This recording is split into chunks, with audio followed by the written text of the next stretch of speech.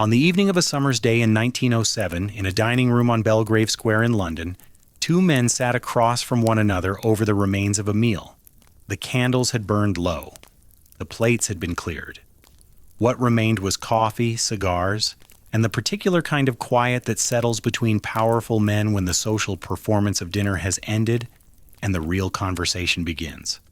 One of them was tall, lean, fastidiously dressed, with a mustache trimmed to a precision that suggested a man who believed appearances were not superficial but structural. He was 44 years old. He had inherited the chairmanship of the White Star Line from his father, Thomas Henry Ismay, who had built it from almost nothing into one of the great transatlantic shipping companies. The son had not built anything yet. He knew this. Others knew it too. The other man was older, steadier, Belfast-born, with the hands of someone who had once worked with metal and the bearing of someone who no longer needed to. He was a shipbuilder. He was, in fact, the shipbuilder chairman of Harland and Wolff, the largest shipyard in the world, a sprawling industrial cathedral on the eastern bank of the River Lagan, where steel was bent into shape by 15,000 men who arrived each morning before dawn and left after dark. He had built ships for the White Star Line for decades. The relationship between the two firms was not merely commercial, it was something closer to symbiotic. Harland and Wolff built exclusively for White Star. White Star ordered exclusively from Harland and Wolff. The arrangement had made both parties wealthy beyond any reasonable expectation. The younger man's name was Joseph Bruce Ismay. The older man's name was William James Peary, Viscount Peary, Lord Peary of Belfast. And what they discussed that evening, over coffee, over cigars, in the amber light of a Belgravia dining room while London hummed outside, was not a ship. It was 3 ships. 3 vessels of such size, such solidity, such relentless and unapologetic luxury that they would redefine what it meant to cross the Atlantic Ocean. Not the fastest ships in the world. Speed was expensive, and speed was what Cunard did, and competing with Cunard on speed was a game White Star had already decided it could not win. Instead, these would be the largest ships, the most comfortable ships, the most beautiful ships.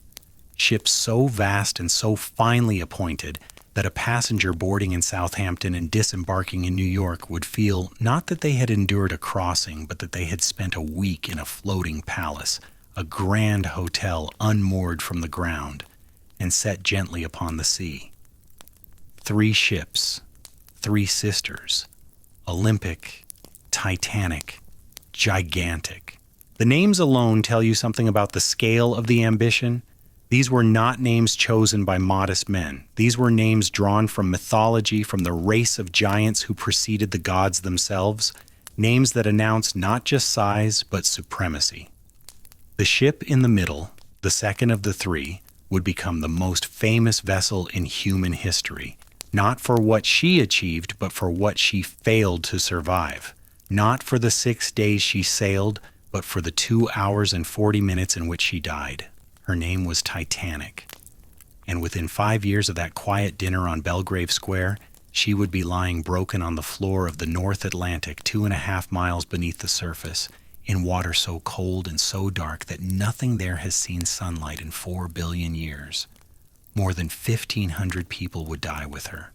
And the world, which had been so certain, so proud, so unshakably confident in the machinery of progress, would never speak about the sea in quite the same way again.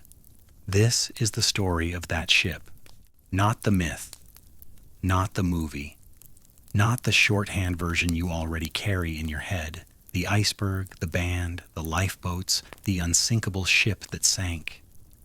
All of that is true, and all of it is insufficient.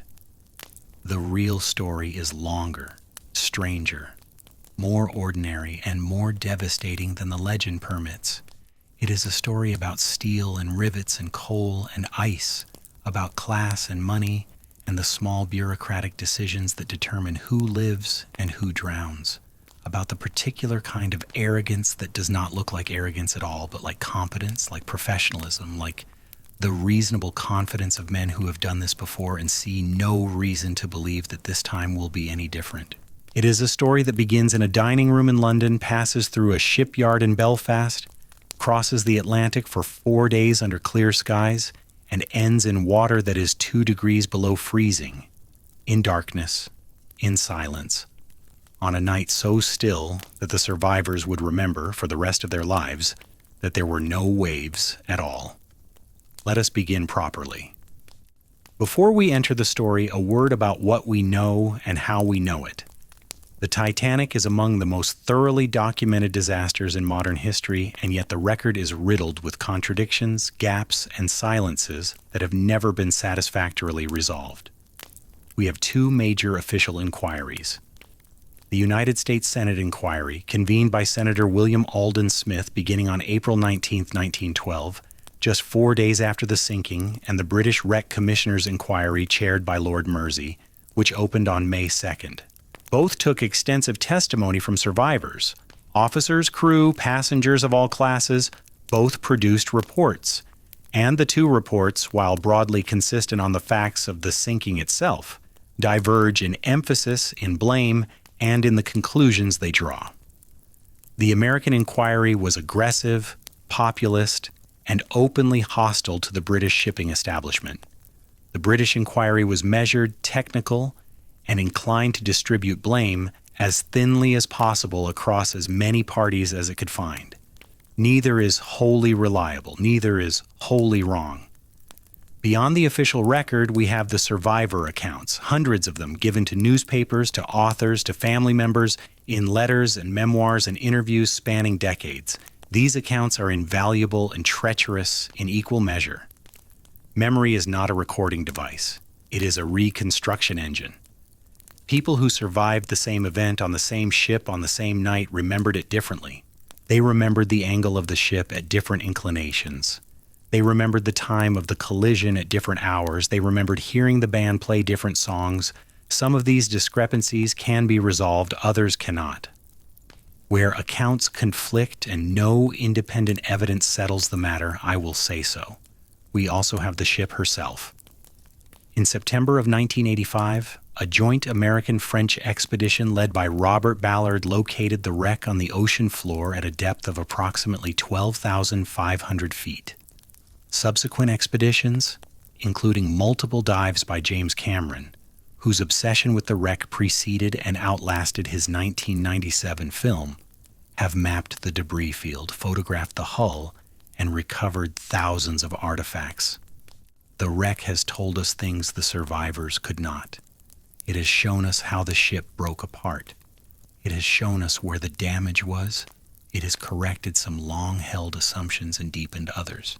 And finally, we have the ship's own records, her construction documents, her design plans, her passenger manifests, her crew lists, her cargo manifests, and the wireless messages sent and received in the hours before the collision.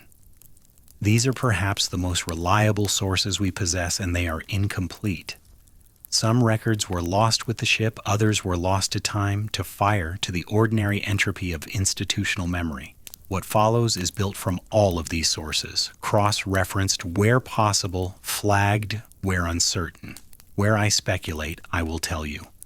Where the record is silent, I will name the silence. The goal is not to produce a definitive account. No such account is possible, but to render the fullest, most honest version of the story that the surviving evidence permits.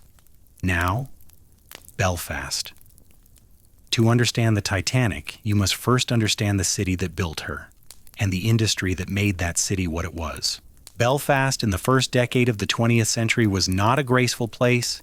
It was a working city, an industrial city, a city of linen mills and shipyards and rope works, of narrow terraced houses stacked along hills that rose steeply from the banks of the River Lagan. The air smelled of coal smoke and hot metal. The sound that defined the city, the sound that residents heard from dawn until dusk 6 days a week, a sound so constant it became a kind of silence, was the ringing of hammers on steel, the riveting. Thousands of men, working in teams of 4, heating rivets to white heat in portable furnaces, passing them hand to hand, driving them into pre-drilled holes with pneumatic hammers or where the pneumatic hammers could not reach with handheld tools and brute force. The noise was so loud that many riveters went partially deaf within their first year of work. Some went entirely deaf within 5. They did not complain. There was nothing to complain to. This was the job. This was what Belfast did. At the center of this industrial ecosystem sat Harland and Wolff. The yard occupied a stretch of reclaimed land on Queen's Island at the mouth of the Lagan, where it widens into Belfast Lough. By 1907, it was the largest shipyard in the world, employing at its peak roughly 15,000 men.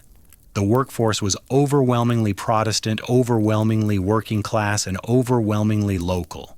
To work at the yard was not merely employment, it was identity. Fathers brought sons, brothers followed brothers. The skills, plating, riveting, welding, fitting, passed through families like inheritance. The yard had its own culture, its own hierarchy, its own language. A man's trade determined his status. Fitters outranked laborers. Riveters occupied a strange middle position.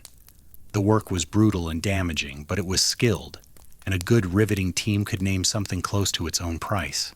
The conditions were, by any modern standard, appalling. Safety regulations were minimal. Protective equipment was effectively non-existent. Men worked at heights of 100 feet or more on temporary scaffolding that swayed in the wind off the lough. They worked inside enclosed steel compartments where the temperature from the riveting furnaces could exceed 120 degrees. They worked with their hands near pneumatic tools that could crush a finger in an instant. During the construction of Olympic and Titanic, 8 men were killed on the job. The official figure is 8. The actual figure is almost certainly higher because deaths were sometimes attributed to other causes or simply not recorded when a man died of his injuries at home rather than on the yard. Approximately 250 men suffered serious injuries: broken bones, crushed limbs, falls. One 15-year-old boy, Samuel Scott, was killed when he fell from the scaffolding. He'd been working at the yard for less than a year. There was no compensation system worth the name. A man injured on the job might receive a small payment from Harland and Wolff's benevolent fund. He might receive nothing. His family would manage, or they would not. The understanding was implicit and absolute. The work was dangerous, the pay was reasonable, and the alternative was no work at all. It was these men, these 15,000 men arriving before dawn, working 10-hour days, 6 days a week, in noise and heat and danger, who built the Titanic. Not Ismay, not Peary, not Thomas Andrews, the ship's designer, whose name would later be spoken with a reverence bordering on sainthood. These men, their hands, their deafness, they're dead. The ship was their work. The ship was not their story. History rarely lets the builders tell it.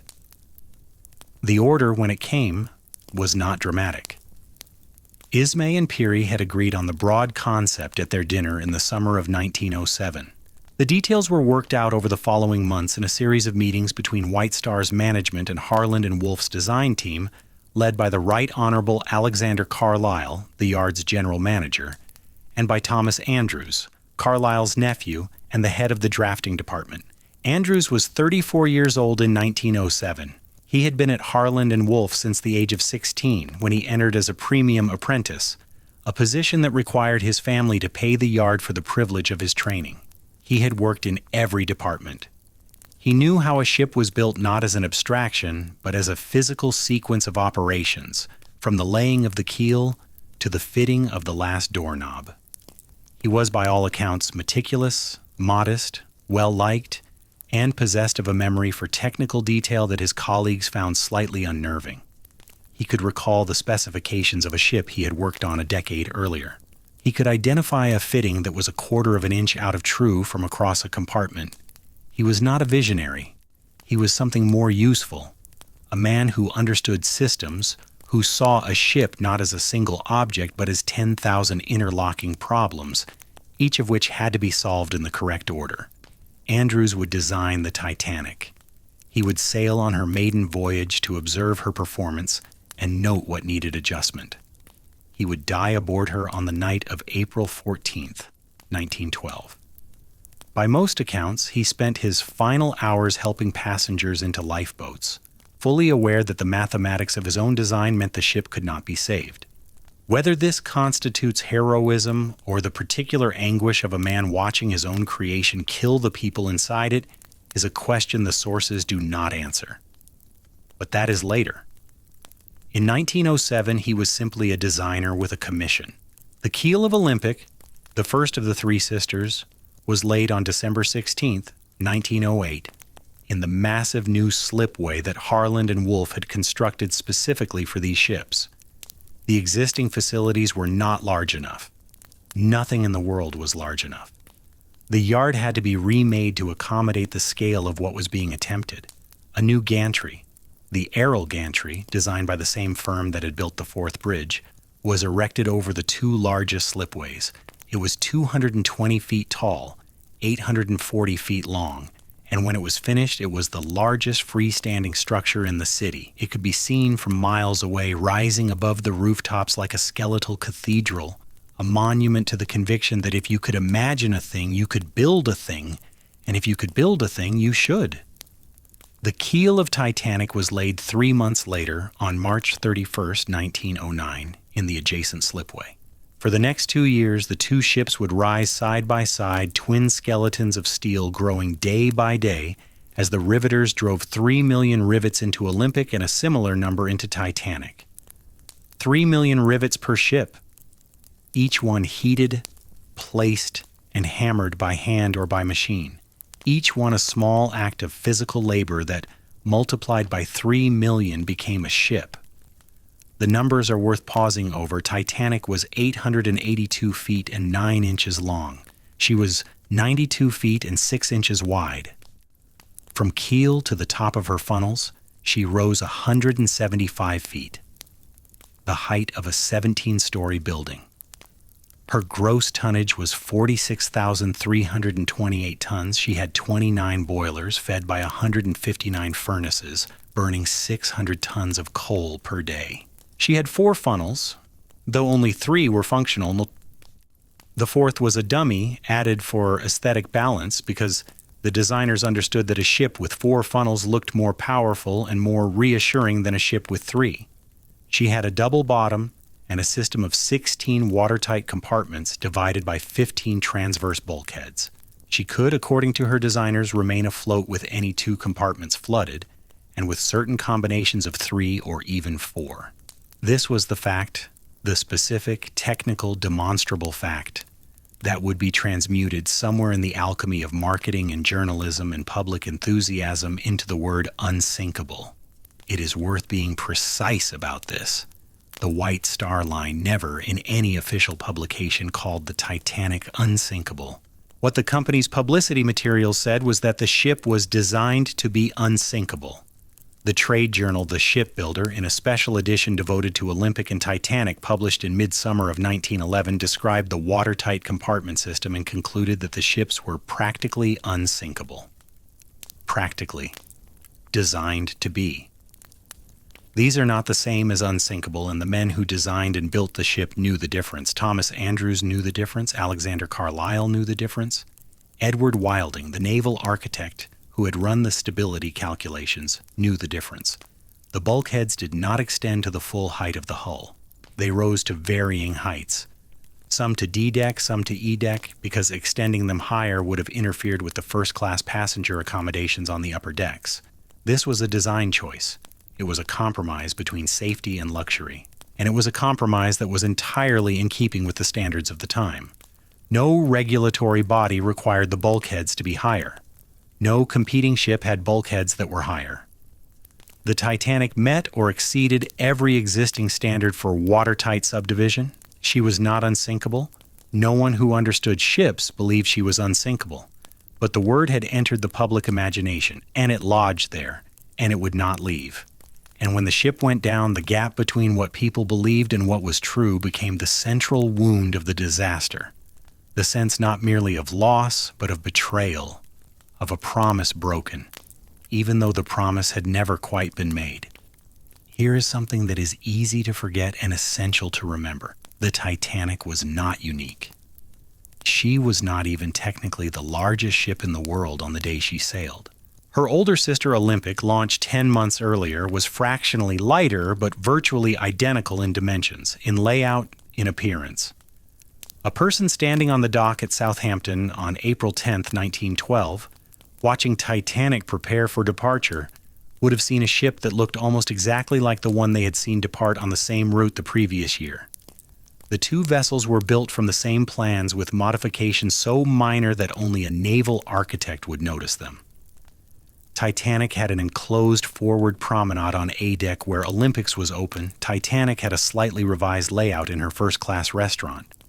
Titanic displaced roughly 1,000 tons more than her sister owing to these modifications and to additional steel plating added after Olympic's first year of service revealed certain structural weaknesses.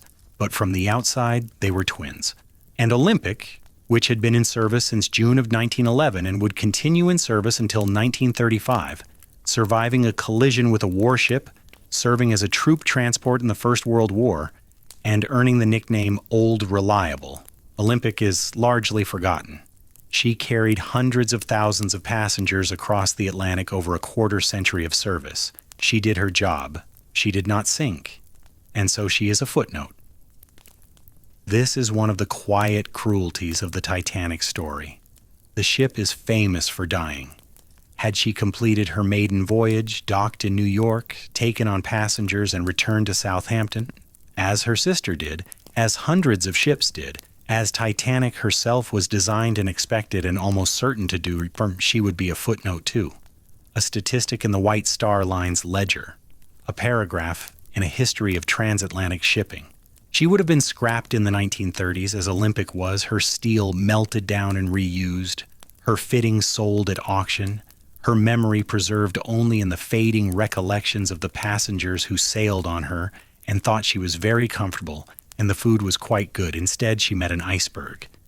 And the meeting, the particular, specific, contingent nature of it, is something that must be understood clearly before we move forward. Because the disaster was not inevitable. It was not fate. It was not a cosmic punishment for the hubris of men who dared to build large ships. It was the product of a sequence of decisions, conditions, and coincidences, each of which was individually unremarkable and collectively fatal. Change any one of them and the ship arrives in New York on the morning of April 17, 1912, and you have never heard of her.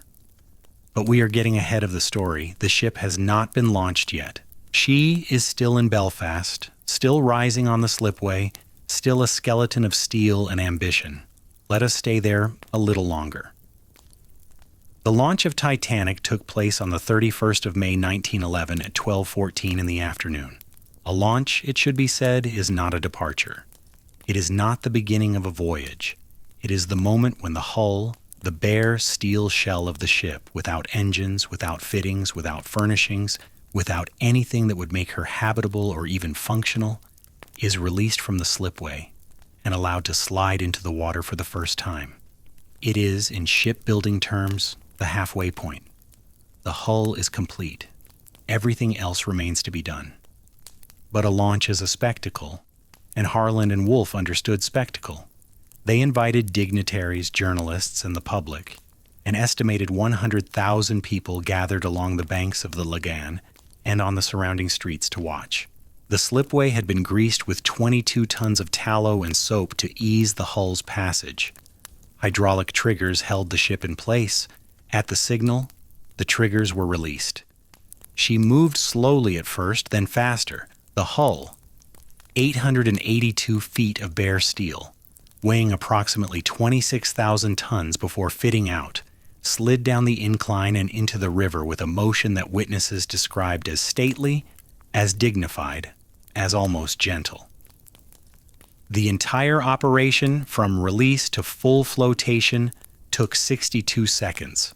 Drag chains, each link weighing roughly 100 pounds, trailed behind her to slow her entry into the water and prevent her from crossing the river and running aground on the opposite bank. There was no champagne bottle broken across her bow.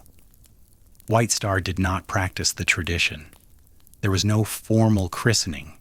There was applause, 100,000 people applauding a steel shell entering a river on a spring afternoon in Belfast.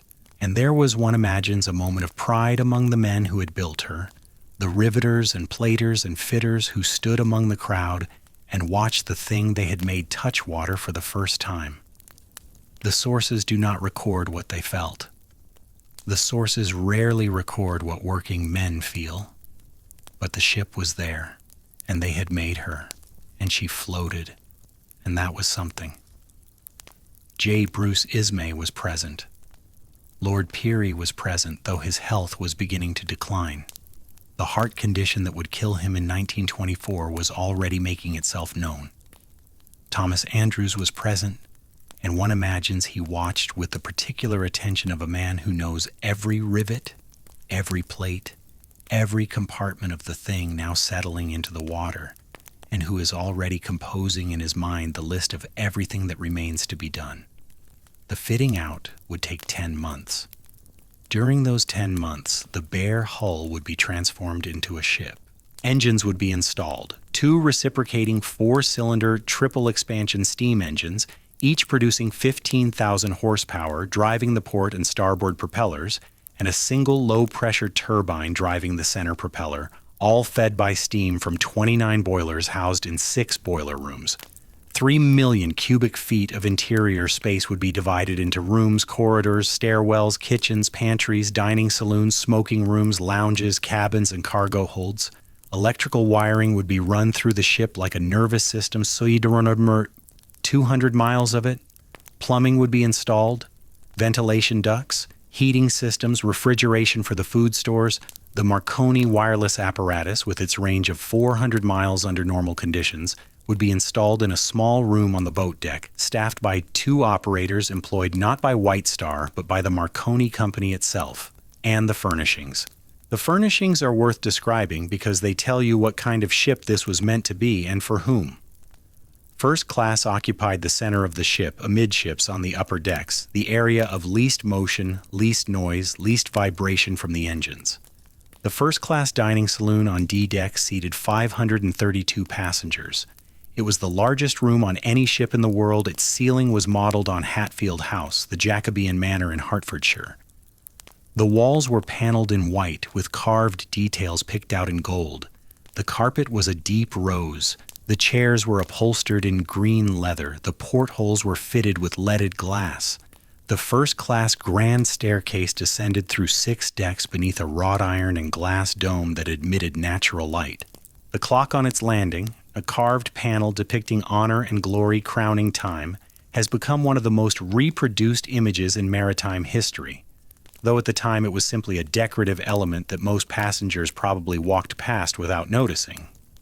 There was a swimming pool, the first on any ocean liner. There were Turkish baths, tiled in blue and green with gilded bronze lamps and teak lounging chairs. There was a gymnasium equipped with a rowing machine, a mechanical horse, a mechanical camel, and an electric vibrating belt, all overseen by a physical instructor named Thomas Macaulay, who would die in the sinking.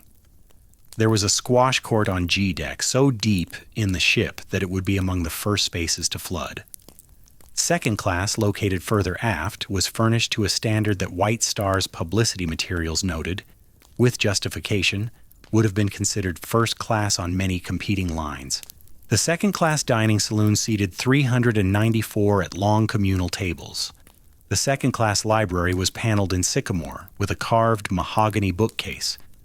Third class, located in the bow and the stern and on the lower decks, the areas of greatest motion and greatest engine noise, was a different world. The cabins were small, spare, and shared. 2, 4, 6, 8, or 10 to a room. Single men were berthed in the bow, single women and families in the stern. The division was physical and enforced. Gates and barriers separated third class from the upper decks. These barriers were not, as is sometimes claimed, locked from the outside to prevent steerage passengers from contaminating the first-class spaces.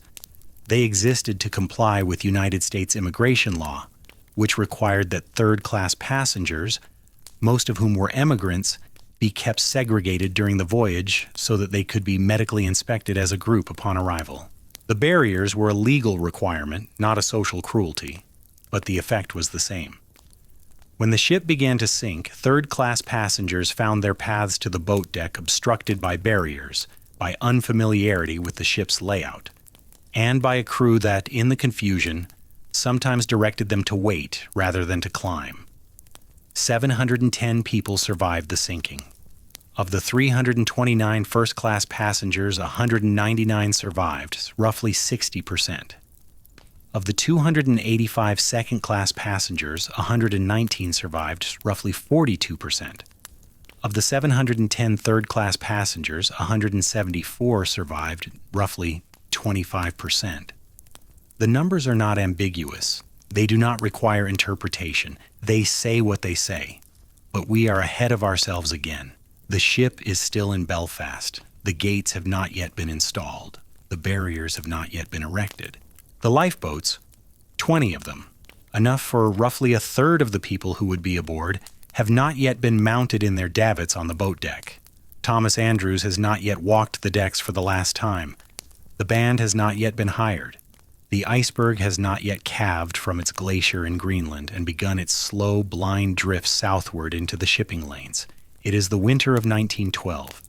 The fitting out is nearly complete, the sea trials are approaching, and in Southampton a crew is being assembled for a maiden voyage.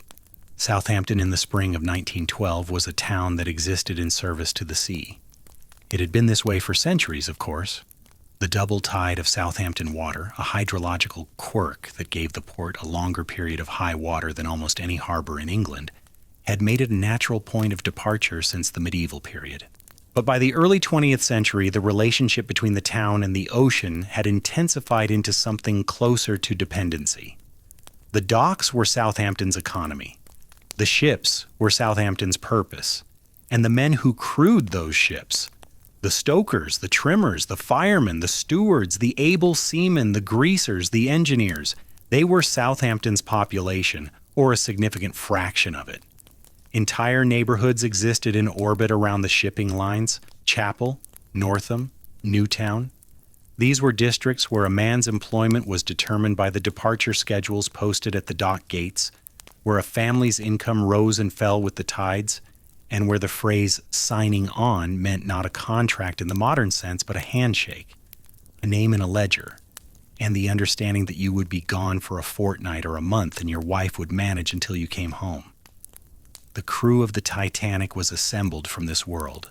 It is easy when telling this story to focus on the passengers, the millionaires, the emigrants, the honeymooners, the families. Their stories are vivid and individual and heartbreaking, but the largest single group of people aboard Titanic were not passengers at all. They were crew, 885 of them according to the most reliable counts, though even this number is subject to minor dispute. They outnumbered the first-class passengers nearly 3-1. They outnumbered the second-class passengers more than 3-1. And the vast majority of them were not officers or navigators or the kind of uniformed figures who appear in photographs. They were below-decks workers, the stokers and firemen and trimmers who kept the boilers fed, who worked 4-hour shifts in temperatures that routinely exceeded 120 degrees Fahrenheit, shoveling coal into furnaces in a space so loud that communication was conducted by gesture and by reading lips. There were roughly 300 of these men aboard Titanic. They were, almost without exception, working-class Southampton-born or Southampton-based and invisible to the passengers above them. A first-class traveler could cross the entire Atlantic without ever seeing a stoker, without ever knowing that 12 decks below his stateroom, a man was shoveling 600 tons of coal a day into the ship's furnaces to keep the turbines turning. This invisibility was by design. The ship was built to separate the labor of movement from the experience of movement. The passengers felt the result: the steady vibration of the engines, the warmth of the heated cabins, the electric light that burned all night, without confronting the cause.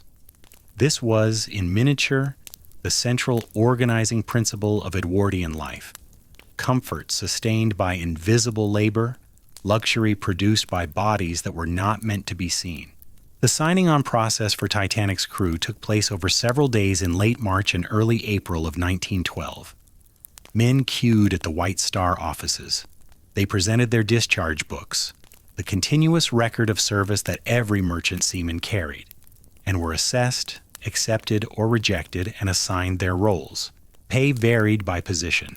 An able seaman earned £5 per month, a fireman earned £6, a steward earned £3 15 shillings, supplemented by tips that could, on a good crossing, double or triple his base wage. The chief officer earned £25 per month. Captain Edward John Smith, the commander of the vessel, earned approximately £105 per month, a substantial salary, but one that a first-class passenger might spend in a single evening in the ship's a la carte restaurant. Smith himself requires attention. He was 62 years old, white-bearded, broad-shouldered, with a calm, patrician bearing that passengers found reassuring and that colleagues described as steady rather than brilliant. He had been at sea since the age of 13. He had served with the White Star Line for 25 years. He had commanded 17 White Star vessels. He was, by 1912, the company's most senior and most trusted captain, the man they assigned to maiden voyages. He had taken Olympic on her first crossing the previous year. There was a widespread understanding, never formally confirmed, that Titanic's maiden voyage would be his last before retirement.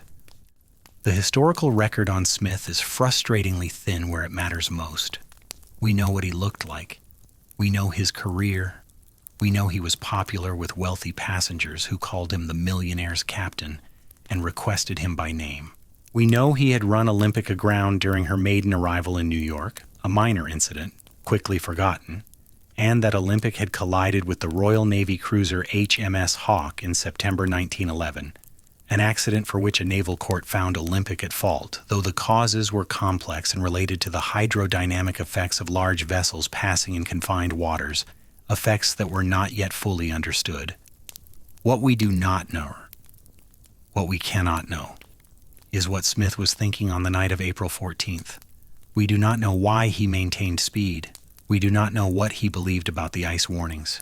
We do not know whether he was complacent or confident or operating within a set of professional norms that made his decisions unremarkable at the time. He did not survive to testify. The sea took his testimony with him. What we can say is that Edward Smith was not a reckless man. He was a product of a system that rewarded on-time arrivals, that treated ice warnings as routine navigational information rather than emergency alerts, that had never lost a major liner to an iceberg in living memory, and that vested enormous discretionary authority in the master of a vessel without requiring him to explain his reasoning to anyone. Smith made decisions that, in retrospect, were catastrophic. In the context of 1912 maritime practice, they were ordinary. This is a distinction the story demands we hold, even when it is uncomfortable. The officers beneath Smith were a small, hierarchical group, and their composition was, like so much else about this voyage, shaped by accident and last-minute change. Henry Tingle Wilde had been chief officer of Olympic. Days before Titanic's departure, he was transferred to Titanic as chief officer. A decision made either by Smith or by the White Star Line, the record is unclear. His arrival displaced the existing officer assignments downward. William McMaster Murdoch, who had been appointed chief officer, was demoted to first officer. Charles Herbert Lytler, who had been first officer, became second officer, and David Blair, who had been second officer, was removed from the ship entirely. He went home. He would live. Blair's removal is one of those small, contingent facts that the story insists upon presenting. When he left the ship, he apparently took with him, or failed to hand over, the key to the locker in the crow's nest where the lookout's binoculars were stored. Whether this was an oversight, a miscommunication, or simply the chaos of a last-minute personnel change is not known. What is known is that the lookouts who were posted in the crow's nest on the night of April 14th did not have binoculars. Frederick Fleet, the lookout who first spotted the iceberg, testified at the British inquiry that binoculars would have helped him see the berg sooner. How much sooner and whether the additional warning time would have been sufficient to alter the outcome is impossible to say with certainty. The question has been debated for over a century. It remains open. But these men, Smith, Wild, Murdoch, Lightoller, and the junior officers beneath them, were not yet worried about ice or binoculars or anything other than the immediate and consuming task of preparing a brand new ship for her maiden departure. The sea trials had been completed on April 2nd in Belfast Lough and in the open waters of the Irish Sea. They had lasted approximately 12 hours, shorter than originally planned because high winds had delayed the start. The trials included speed runs, turning tests, and an emergency stop from full ahead, which brought the ship to rest in approximately 3 minutes and 15 seconds over a distance of roughly half a mile. The Board of Trade surveyor Francis Carruthers signed the certificate of seaworthiness. The ship was cleared to carry passengers. On the night of April 2nd, Titanic departed Belfast for Southampton, arriving in the early hours of April 4th. She was moored at berth 44 in the White Star dock, and over the next 6 days she was provisioned, crewed, and prepared. The provisions loaded aboard tell their own story about the world this ship was meant to contain. 75,000 pounds of fresh meat, 11,000 pounds of fresh fish, 40,000 eggs, 250 barrels of flour, 36,000 oranges, 16,000 lemons, 1,000 pounds of grapes, 8,000 cigars, 15,000 bottles of ale, 1,000 bottles of wine, and 850 bottles of spirits. This was not food for a crossing. This was food for a floating civilization, a self-contained world that would exist for 6 days between 2 continents and that expected to feed its population at a standard ranging from adequate to extravagant, depending on the price of one's ticket. The loading of cargo, provisions, luggage, coal, and mail continued through the week. The coal situation deserves mention because it was another of those mundane logistical facts that shaped the voyage in ways no one foresaw. A national coal strike had been underway in Britain through February and March of 1912. Though it was settled by early April, the disruption to supply chains meant that Titanic did not have sufficient coal from her own bunkers alone. White Star transferred coal from other ships laid up in Southampton, including Olympic, to ensure Titanic could sail. Some passengers from those canceled voyages were rebooked onto Titanic. They had not chosen this ship. Circumstance chose it for them. Wednesday, April 10th, 1912. The morning was clear. The air was cool. Early spring in southern England, a brightness to the light that had not yet warmed. Southampton's docks were busy, as they always were on sailing days, but there was an additional density to the crowd, an awareness that this departure was not ordinary. The ship moored at berth 44 was the largest moving object ever built by human hands. She had been written about in newspapers for months. She had been photographed from every conceivable angle. And now she was here, and she was real. And the people who had purchased tickets from the most expensive suite to the cheapest steerage berth were arriving by train, by cab, by foot, carrying trunks and suitcases, and, in the case of some third-class passengers, everything they owned in the world. The boarding process was stratified, as everything about this ship was stratified. First-class passengers boarded through separate gangways. They were greeted by stewards who would learn their names, their preferences, their habits, their luggage, mountains of it, in some cases dozens of trunks per passenger, was sorted, labeled, and delivered to their staterooms. Second-class passengers boarded through their own entrance. Third-class passengers boarded through theirs and were directed through a medical inspection point where physicians checked for obvious signs of communicable disease, were trachoma, favus, tuberculosis, before they were permitted to descend to their berths. The passenger list was, in miniature, a cross-section of the Atlantic world in 1912. In first class, the names read like a directory of American and British wealth. John Jacob Astor IV, 47 years old, estimated to be the richest passenger aboard, heir to the Astor fur trading and real estate fortune, traveling with his second wife, Madeline, who was 18 and 5 months pregnant. Benjamin Guggenheim, 46, mining magnate, traveling not with his wife, but with his mistress, a French singer named Léontine Aubard, an arrangement that was an open secret among those who paid attention to such things. Isidore Strauss, 67, co-owner of Macy's department store, traveling with his wife Ida, to whom he had been married for 41 years. They would both die on the ship, she because she refused to leave him, he because he refused to board a lifeboat while women and children remained. Margaret Brown, later known, in a nickname she detested as the unsinkable Molly Brown, was a Colorado socialite whose wealth was self-made, derived from her husband's mining success, and whose personality was large enough to fill several columns of newsprint even before the sinking made her famous.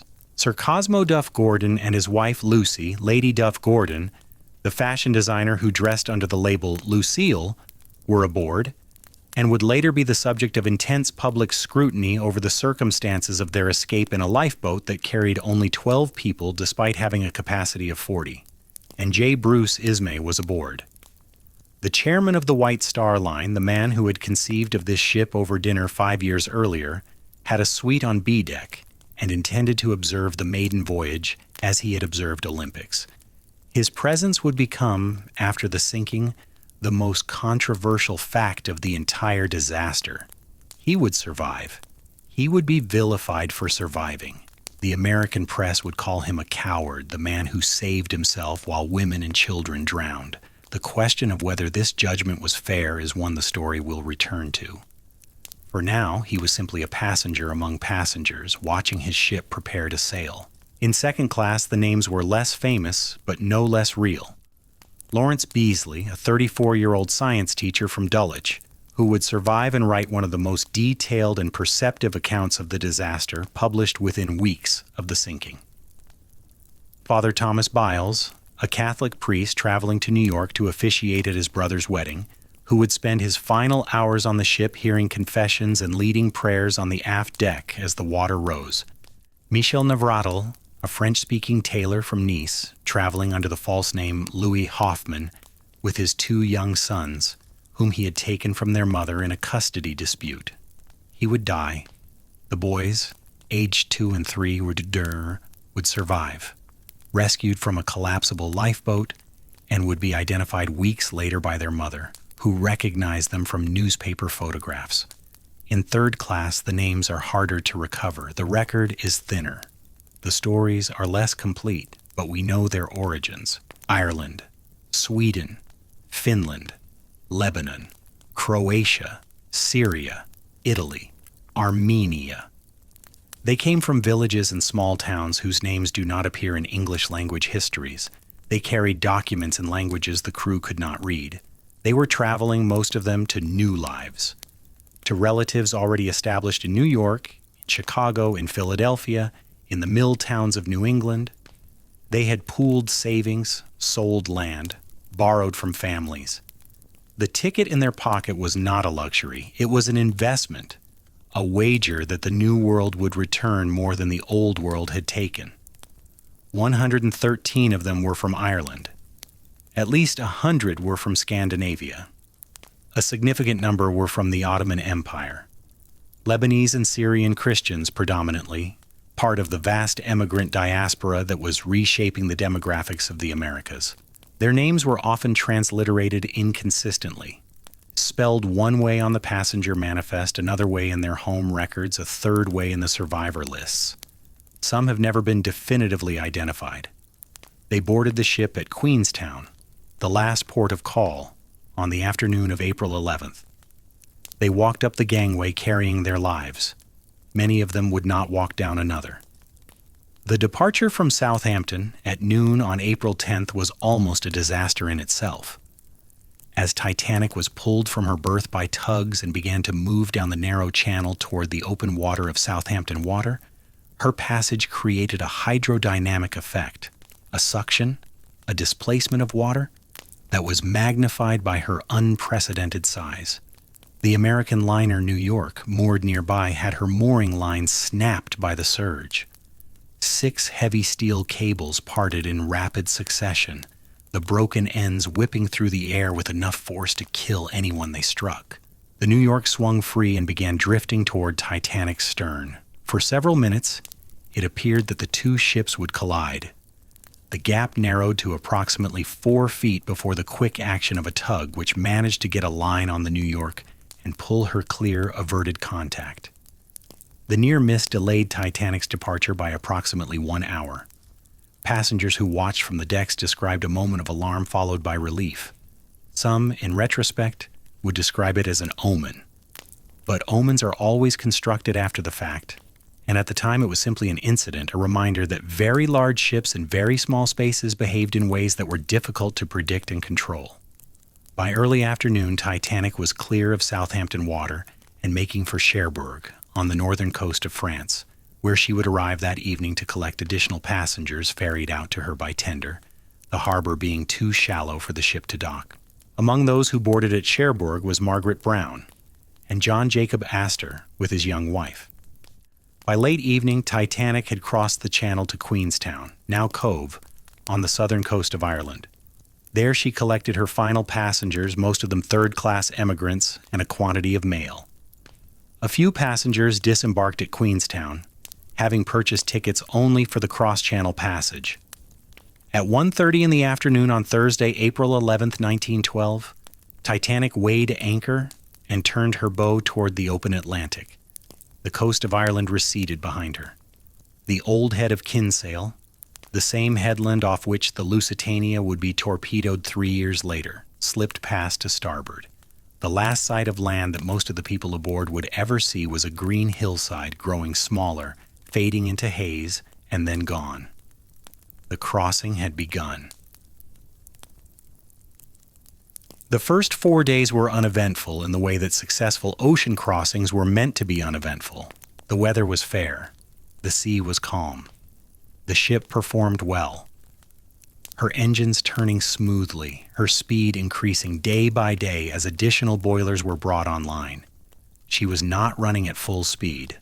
Not all 29 boilers were lit. There has been persistent speculation, fueled by Titanic's increasing daily distances and by testimony from some crew members, that the ship was being pushed to arrive in New York ahead of schedule, possibly on Tuesday night rather than Wednesday morning, and that this ambition for speed contributed to the decision to maintain course and velocity on the night of the collision. The evidence for this is circumstantial and contested. What is not contested is that the ship was traveling fast and between 21 and 22 knots on the night she struck the iceberg. Whether this speed was unusual, reckless, or entirely normal for an Atlantic crossing in clear weather is a question that admits of different answers depending on which standard you apply. For the passengers, the days passed in a rhythm determined by class. First-class passengers rose late, breakfasted in the dining saloon or in their staterooms, promenaded on the boat deck, took bouillon at 11, lunched at 1, played cards or read or bathed in the swimming pool through the afternoon, dressed for dinner at 7, dined at 8 in a meal that ran to 10 or 12 courses, retired to the smoking room or the lounge for brandy and conversation, and went to bed long after midnight. It was the life of a country house suspended above the ocean, conducted by people for whom leisure was a profession and time was a substance to be filled rather than spent. Second-class passengers followed a similar rhythm at a more modest pitch. Their dining saloon served meals of comparable quality, if less theatrical presentation. Their public rooms were comfortable, well lit, paneled in warm wood. They had access to the open deck. They had a library. They had, by the standards of most ocean travel, an excellent crossing. Third-class passengers ate communal meals at long tables. The food was plain but plentiful, better than many of them had eaten at home. They had an open deck at the stern where they gathered in the evenings, and where on more than one night someone produced a fiddle or a pipe, and there was music and dancing. The general room in third class was sparse but functional. The berths were small but clean for emigrants who had traveled in steerage on older ships where hundreds of passengers shared open dormitories with no ventilation and no privacy. Titanic's third-class accommodations were a genuine improvement. White Star's publicity was not wrong about this. It was simply incomplete. The days accumulated, Thursday, Friday, Saturday, Sunday morning. The ship moved westward. The sea stayed calm. The temperature dropped. On Sunday, April 14th, the morning began as every morning had begun since the ship left Queenstown, with routine, with calm, with the quiet machinery of a floating world attending to itself. Stewards brought tea to first-class cabins, stokers descended into the boiler rooms for their shifts. The smell of breakfast rose through the ventilation shafts. The sea was flat and gray-blue, barely moving. There was almost no wind. But the temperature had been falling since Saturday. The officers noted it. The passengers felt it. By Sunday morning, the air on the open decks had a sharpness to it that discouraged lingering. The ship was entering the region of the North Atlantic where the cold Labrador Current sweeps south from the Arctic, carrying with it in the spring months the remnants of the previous winter's ice, bergs calved from the glaciers of Greenland, some of them enormous, some of them small, all of them drifting south and east into the shipping lanes that connected Europe to North America. And the warnings were coming in. This fact must be stated plainly because it is central to everything that followed. The officers of the Titanic knew there was ice ahead. They had been told. They had been told repeatedly by multiple ships across the full span of the day. The Marconi wireless apparatus aboard Titanic was operated by two men, Jack Phillips, the senior operator, 25 years old, and Harold Bride, the junior operator, 22. They were not members of the ship's crew in the traditional sense. They were employees of the Marconi International Marine Communication Company, assigned to the ship under a commercial arrangement. Their primary function, as defined by their employer, was the transmission of passenger messages, telegrams sent by first-class passengers to business associates, family members, friends on shore. This was a revenue-generating service. Each message paid a fee. The wireless operators were in effect running a telegraph office that happened to be located on a ship. They also received and relayed navigational messages, ice warnings, weather reports, communications between ships. But these messages were secondary to the commercial traffic, and on a maiden voyage carrying some of the wealthiest people in the Atlantic world, the volume of commercial traffic was enormous. Phillips and Bride were working nearly around the clock, transcribing and transmitting a backlog of messages that had accumulated when the wireless set had broken down briefly on Saturday night and into Sunday morning. Phillips had repaired it himself. He was a skilled technician as well as an operator. But the lost hours had created a pile of untransmitted passenger telegrams that he was working through with increasing urgency. Into this stream of commercial chatter, the ice warnings arrived.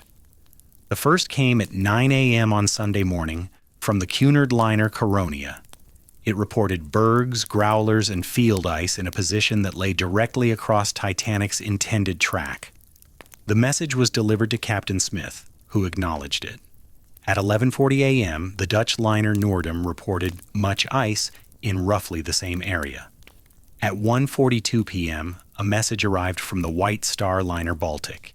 It reported icebergs and large quantities of field ice in a position slightly south of the Coronia's report. Smith read the message. Then, in a decision that has puzzled historians ever since, he handed it to J. Bruce Ismay, who was on the bridge at the time. Ismay put the message in his pocket. He kept it there for several hours, showing it to at least two passengers during the afternoon, before Smith asked for it back at approximately 7:15 p.m., at which point it was finally posted in the chart room for the officers to review. Why Smith gave the message to Ismay is not clear. Why Ismay kept it is not clear. Whether Ismay's possession of the message constituted interference with the ship's navigation, as some investigators would later suggest, or was simply the casual behavior of a company chairman who considered himself part of the ship's senior circle is a question that the evidence does not resolve. What it demonstrates, at minimum, is that the ice warnings were not being treated as urgent. They were being treated as information, as data points to be noted, perhaps discussed, but not acted upon with any special haste. At 1:45 p.m., a message from the German liner America reported two large icebergs in a position south of Titanic's track. This message may not have reached the bridge at all. It appears to have been received by Phillips, but not relayed to the officers. At 5:50 p.m., the Leyland liner Californian sent a message reporting three large bergs in a position that would place them almost exactly in Titanic's path. The evidence suggests this message was delivered to the bridge and may have been seen by one or more officers. At 7:30 p.m., the same Californian sent another message, this one more detailed. reporting 3 large icebergs at a specific latitude and longitude. This message was intercepted by the Titanic's wireless and apparently delivered to the bridge. The third officer, Herbert Pittman, later testified that he plotted the position on the chart.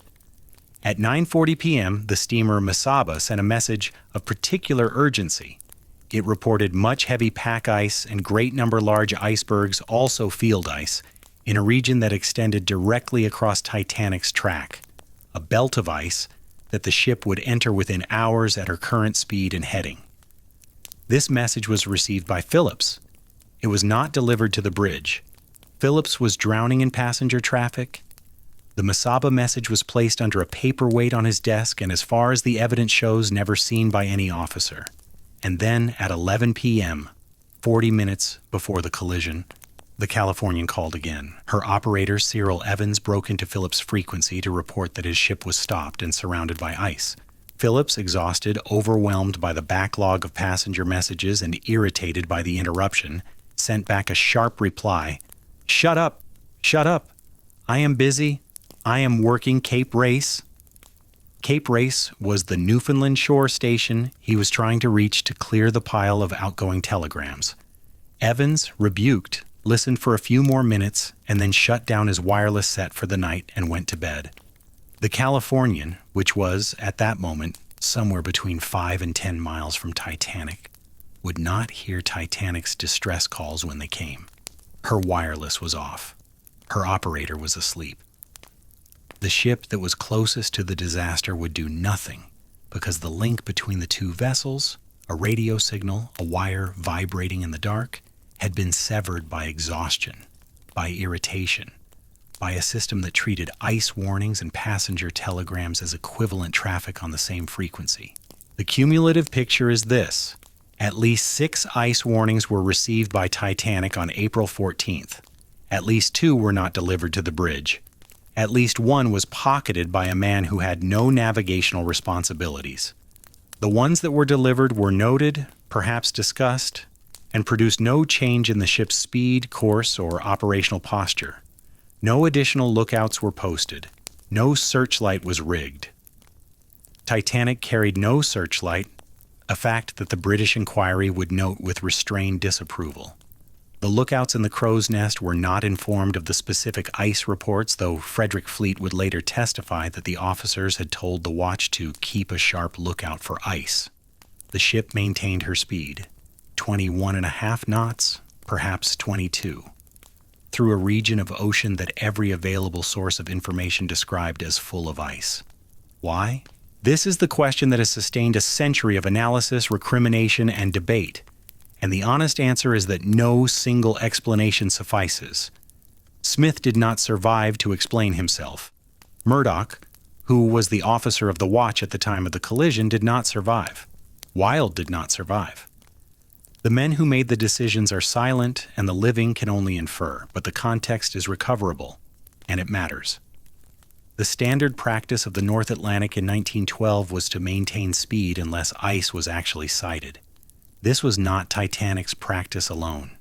It was the practice of every major shipping line. It was the practice that experienced captains followed because it was the practice that had always worked.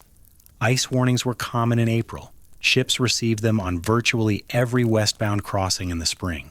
The understood procedure was to note the reported positions, adjust the course slightly if necessary to avoid the densest concentrations, post lookouts, and proceed. The assumption shared by Smith, by his officers, by the Board of Trade, by every captain in the North Atlantic Fleet, was that in clear weather an iceberg could be seen at sufficient distance to be avoided. Speed was not considered a risk factor because the ship's ability to see and steer around an obstacle was considered adequate at any speed, provided visibility was good.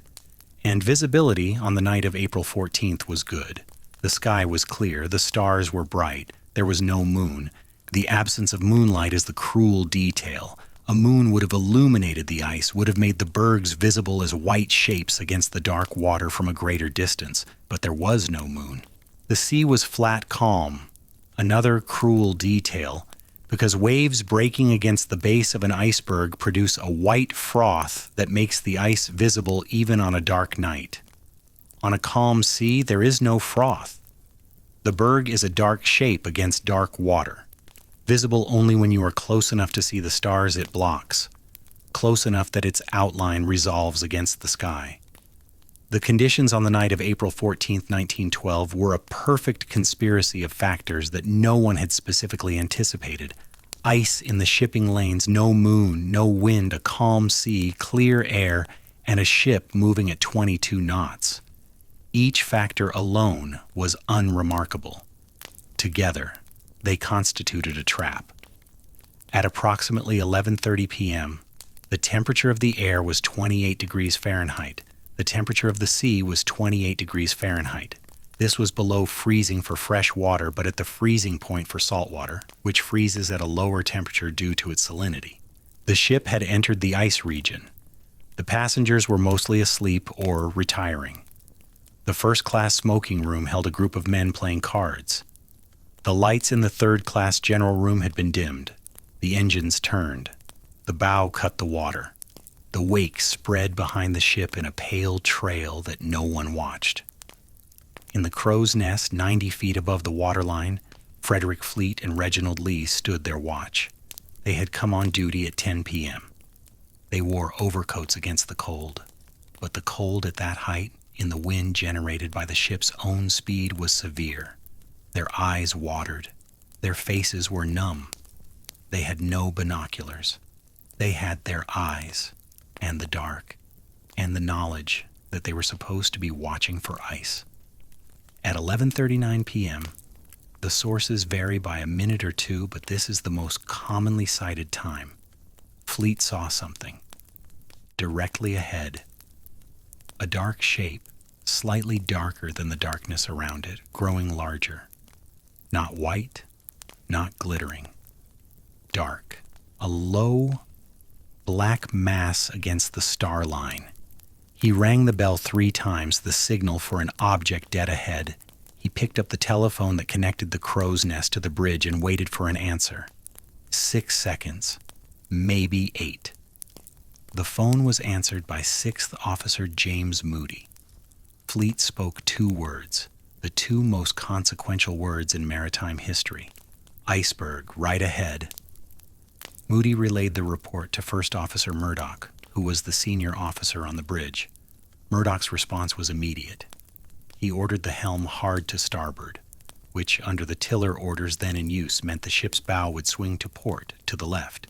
He telegraphed the engine room to stop engines and then to reverse. He may have also activated the switch to close the watertight doors in the lower compartments.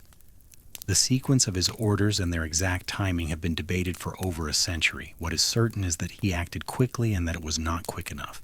The ship began to turn, slowly. An object of 46,000 tons moving at 22 knots does not respond instantly to its rudder. The bow swung to port. The iceberg loomed. And then, at approximately 11:40 p.m., the starboard side of the hull made contact with the ice. The collision was not what most people imagine. It was not a head-on impact. It was not a dramatic crash. Many passengers slept through it entirely. Those who were awake described it variously as a slight grinding sensation, a trembling, a vibration different from the normal vibration of the engines, a sound like someone drawing a finger along the side of the hull. One passenger compared it to the ship rolling over 1,000 marbles. Another said it felt as though the ship had been seized by a giant hand and shaken, gently. In the first-class smoking room, the card players paused, noted a slight jar, and resumed their game. In third class, passengers in the forward cabins felt a stronger impact and saw ice shavings fall through an open porthole. What had happened beneath the waterline was this. The iceberg had scraped along the starboard side of the hull over a distance of approximately 300 feet, roughly 1/3 of the ship's total length.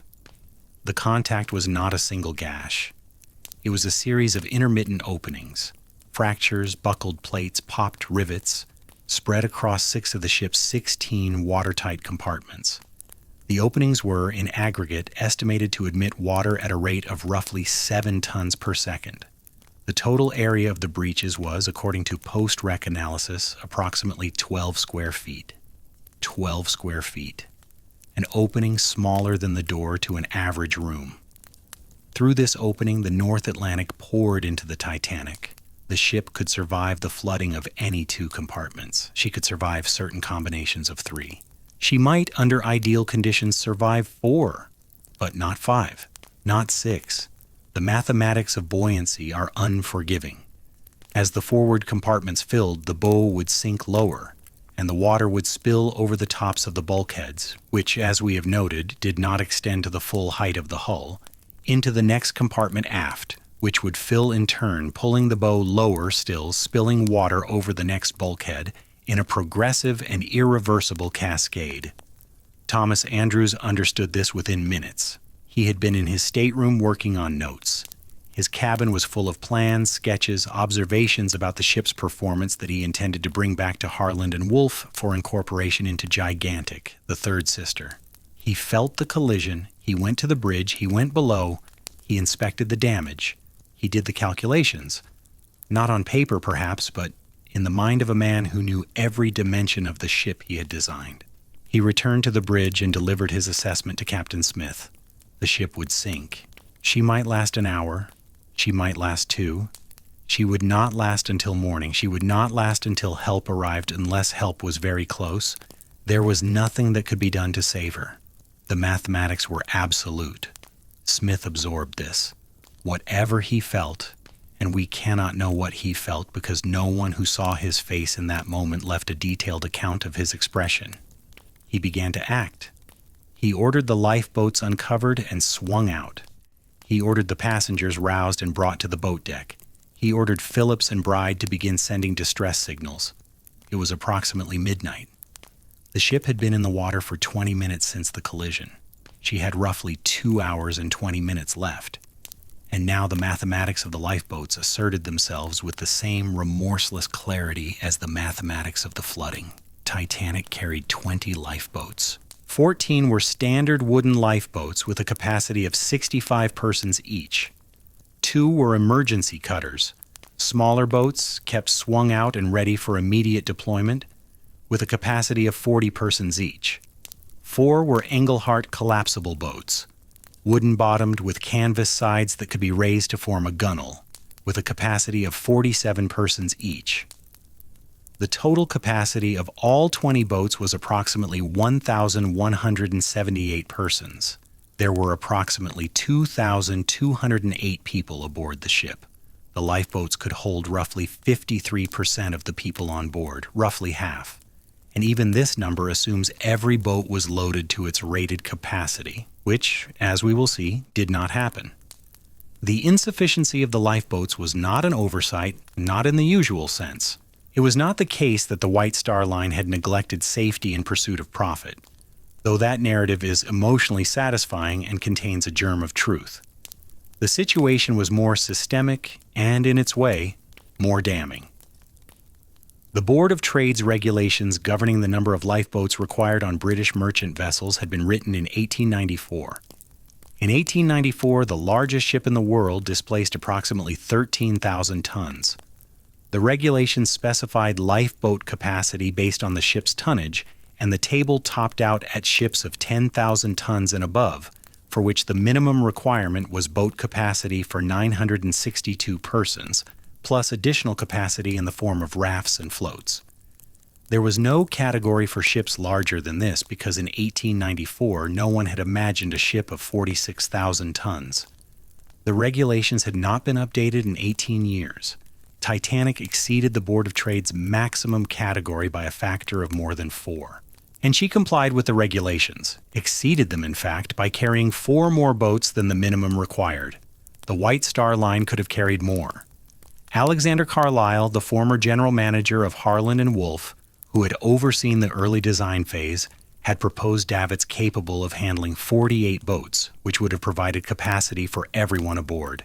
The davits were designed and installed, but the additional boats were not ordered. The reasons are not entirely clear. Carlyle himself testified at the British inquiry that he had raised the matter and been overruled, though his account was vague and defensive. The concern, it seems, was partly aesthetic. Too many boats would clutter the boat deck, reducing the open promenade space that first-class passengers expected, and partly philosophical. The prevailing belief was that modern ships were their own best lifeboats. In the event of an emergency, the watertight compartments would keep the ship afloat long enough for other vessels to arrive and take off the passengers. The lifeboats were not meant to carry everyone to safety. They were meant to ferry passengers from the stricken ship to the rescue ship, making multiple trips if necessary. This assumption depended on another ship being close enough to reach the scene in time. It was an assumption that, on the night of April 14, 1912, proved fatally wrong. But the boats were there, 20 of them mounted in their davits on the boat deck, and at approximately 12:05 a.m. on April 15th, the order was given to begin loading them. What followed was not a procedure, it was an improvisation, conducted in the dark, in the cold, on a sloping deck by men who had never drilled for this specific scenario aboard this specific ship. There had been a boat drill scheduled for Sunday morning, April 14th. It was canceled. The reasons are not documented. Smith may have canceled it. It may simply have been passed over in the routine of a Sunday at sea. Whatever the reason, the crew had not practiced loading the boats, had not been assigned to specific boats, and in many cases did not know the davit mechanisms or the capacity of the boats they were now being asked to fill. The order, as it was understood by most officers, was women and children first. This was not a legal requirement. It was a social convention rooted in the Victorian maritime tradition and in the broader code of male self-sacrifice that pervaded the culture of the Edwardian upper class. On the port side of the ship, Second Officer Lightoller interpreted the order strictly, women and children only. He refused to allow men into the boats if any women were within sight, regardless of whether the boats had empty seats. On the starboard side, First Officer Murdoch interpreted the order more loosely, women and children first, but men could board if no women were waiting. The result was that the starboard boats generally left more fully loaded than the port boats, but even the fuller boats were not full. Lifeboat 7, the first to be lowered, had a capacity of 65. It left with 28 people aboard. Lifeboat 1, the boat that would later be associated with Sir Cosmo and Lady Duff Gordon, left with 12. 12 people in a boat that could hold 40. The reasons were multiple and human. Passengers did not believe the ship was sinking. The deck was still roughly level. The lights were still on. The band was playing. The night was bitterly cold, and the prospect of descending 70 feet in a small wooden boat to the black surface of the ocean was, for many passengers, more frightening than remaining on the warm, lit, apparently stable deck of the largest ship in the world. Women refused to leave their husbands. Families refused to separate. Some passengers went below to retrieve belongings and never returned to the boat deck. And the crew, struggling with unfamiliar equipment in the dark, erred on the side of caution. They feared, not unreasonably, that lowering a boat with 65 people would exceed the strength of the davits and the falls, that the boat would buckle or capsize, or that the ropes would snap, sending everyone into the water. In fact, the davits and falls had been tested to hold the weight of a fully loaded boat. But the crew did not know this, or did not trust it, and so boat after boat was lowered half empty, and the people left on the deck watched them descend and did not understand, yet that those boats were not coming back. Time passed. The bow continued to sink. The deck began to tilt. And the nature of the situation, the true, irreversible, mathematical nature of it, became apparent to the people aboard in stages unevenly, according to where they were on the ship and what they could see. In first class, the realization came gradually. The stewards had knocked on doors. Passengers had been told to put on life belts and report to the boat deck. Many treated it as an inconvenience, a precaution, a drill. They dressed warmly, some dressed formally. Benjamin Guggenheim, upon learning that the ship was sinking, reportedly changed into evening clothes, telling a steward, "We've dressed up in our best and are prepared to go down like gentlemen." Whether the quote is precisely accurate is uncertain. It has the polish of a story improved by retelling. But the sentiment, The refusal to be seen panicking, the performance of composure as a final act of self-definition, is consistent with what we know of the man and of the class to which he belonged. In second class, the realization came more quickly. The cabins were further aft but lower in the ship, and the angle was perceptible sooner. Passengers reported water in the corridors. They reported hearing unfamiliar sounds, groaning metal, rushing water, the complaints of a structure under stress it was never meant to bear. In third class, the realization came latest and was compounded by confusion, by language barriers, and by the physical architecture of the ship itself.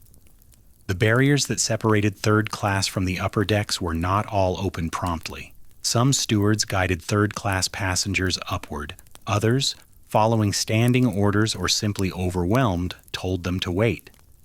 The routes from the lower decks to the boat deck were long, indirect, and unfamiliar to passengers who had been aboard for only 4 days and had never been above E-deck. Some third-class passengers found their way up. Some were led up by crew members who broke the rules. Some waited, as they had been told to wait, in corridors that were slowly filling with water. The mathematics would bear this out in the final accounting. But the mathematics were still unfinished. The boats were still being loaded. The wireless was still calling into the dark. And somewhere to the southeast, a ship was turning. The ship that was turning was the Carpathia. She was a Cunard liner, 13 years old, modest in size, 13,600 tons, less than a third of Titanic's displacement. And she was not fast. Her service speed was 14 knots. She had been built for the Mediterranean emigrant trade, carrying passengers from Italian and Adriatic ports to New York.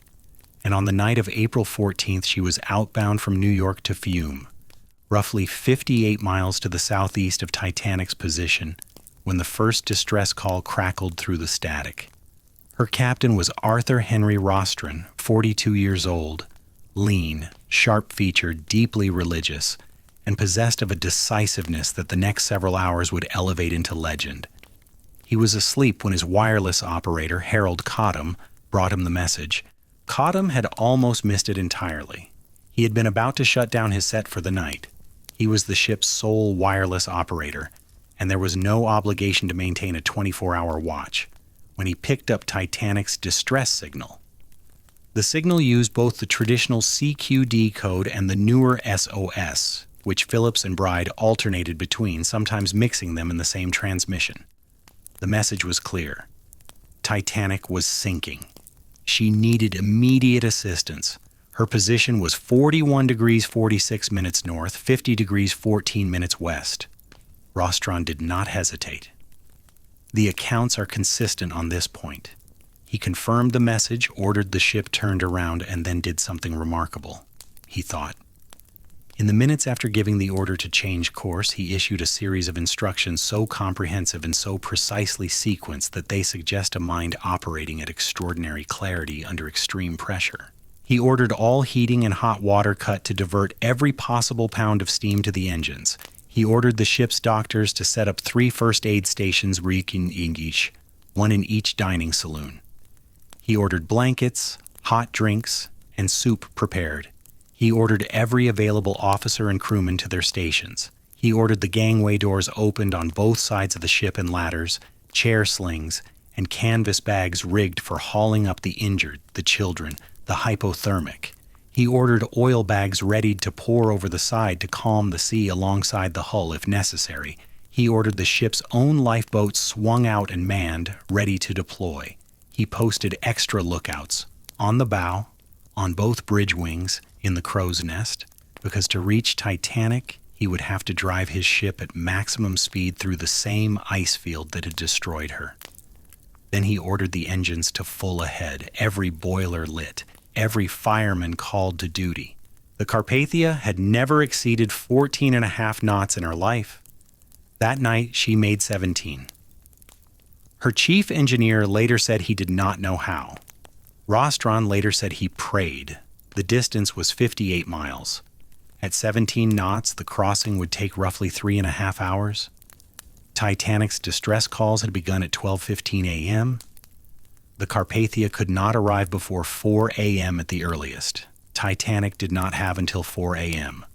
And between the Carpathia and the Titanic, closer than Rostron, closer than anyone, sat the Californian.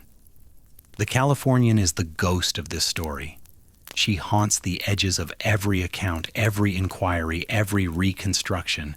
She was a Leyland Line steamer, small, 6,000 tons, bound from London to Boston with a cargo of cotton and general freight. Her captain was Stanley Lord, no relation to Lord Mersey, who would later judge him, a competent, experienced, somewhat rigid officer of 34. On the evening of April 14th, encountering ice, Lord had done exactly what prudence dictated. He stopped his ship. He ordered the engines halted, and the Californian sat motionless in the ice field, drifting slowly in the current, waiting for daylight before attempting to proceed. This was, by any reasonable standard, the responsible decision. It was the decision that Smith did not make. But what happened next aboard the Californian has been the subject of more sustained controversy than almost any other aspect of the disaster. At approximately 11:30 p.m., roughly 10 minutes before Titanic struck the iceberg, the Californian's third officer, Charles Groves, observed the lights of a large steamer approaching from the east. He reported this to Captain Lord. Lord looked at the ship through his binoculars and concluded she was a medium-sized steamer, not a large liner. The lights were consistent, he judged, with a vessel of perhaps 4,000 or 5,000 tons. He did not think she was Titanic. At 11:40 p.m., the moment of the collision, the approaching ship appeared to stop. Her lights seemed to remain stationary. Groves noted this. Lord noted it. Neither thought it unusual. Ships stopped in ice all the time. It was what they themselves were doing. Then, between approximately 12:45 a.m. and 1:45 a.m., the Californian's second officer, Herbert Stone, and an apprentice officer named James Gibson observed what they described as white rockets being fired from the direction of the stopped ship. They counted 8 rockets over the course of roughly an hour. Stone reported them to Captain Lord, who was resting in the chart room.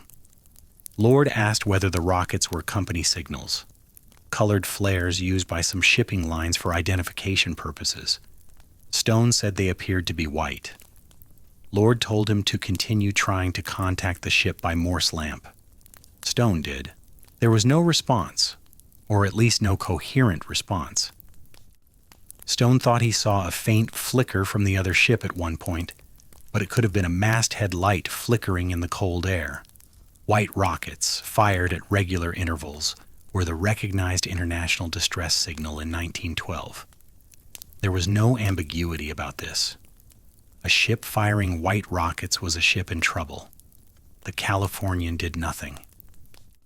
Lord did not order his wireless operator to be woken.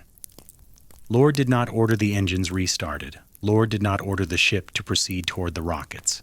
He remained in the chart room receiving reports from his officers, and he did not act. By roughly 2 a.m., Stone observed that the ship's lights appeared to be changing. She seemed lower in the water, her lights disappearing from the bottom up, as though she were sailing away, or as though she were sinking. At 2:20 a.m., the lights disappeared entirely. Stanley Lord would maintain for the rest of his life that the ship his officers observed was not the Titanic. He argued that there was an unknown third vessel between the two ships, a vessel that fired the rockets and then steamed away, a vessel that no one else ever identified or confirmed. He argued that the distance between the Californian and the Titanic was greater than the inquiries concluded, not 5 to 10 miles, but 19 or 20. He argued that his officers were mistaken about the rockets, that the conditions created visual distortions, that what they saw was ambiguous. The British inquiry concluded that the Californian was close enough to have rendered assistance and that Captain Lord had failed in his duty. Lord was not formally charged with any crime. There was no law that specifically required a ship to respond to rockets, a gap that the disaster would soon close, but his reputation was destroyed.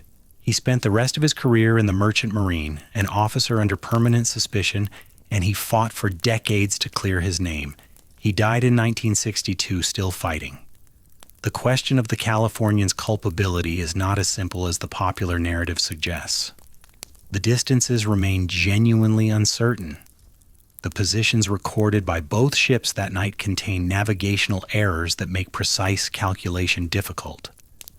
The atmospheric conditions in the area, including possible temperature inversions that could refract light and create visual anomalies, have been cited by Lord's defenders as factors that may have distorted what the officers saw. The theory of an unknown third vessel, while unproven, is not physically impossible, but the rockets were real. 8 white rockets, fired over the course of an hour from a ship that then appeared to sink. The officers saw them. They reported them, and nothing was done. Whether the Californian could have reached the Titanic in time to save lives is the harder question. If she was indeed only 5 to 10 miles away, and if Lord had ordered immediate action upon seeing the first rocket, the ship might have closed the distance in 30 to 45 minutes, arriving while Titanic was still afloat and while hundreds of people were still on her decks or in the water. How many could have been saved is impossible to calculate with certainty. Dozens, certainly. Hundreds, possibly. All of them. Almost certainly not, and the Californian was a small ship with limited boat capacity of her own. But some. Some could have been saved who were not saved because a man in a chart room heard reports of rockets and did not move. The injustice of it is not that Lord was a monster. He was not. He was an ordinary captain who made an ordinary decision. The decision to wait, to not intervene, to assume that someone else would handle whatever was happening. And the ordinary decision multiplied by the extraordinary circumstances became a catastrophe of inaction.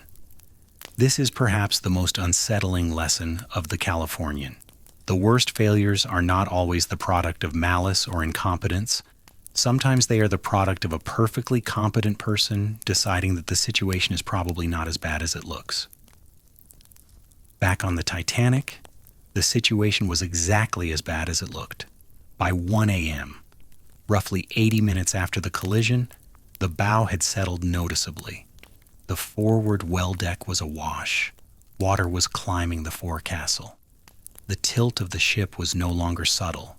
Objects left on tables slid toward the bow. Glasses toppled. The angle was perhaps 5 degrees, perhaps more. It was enough.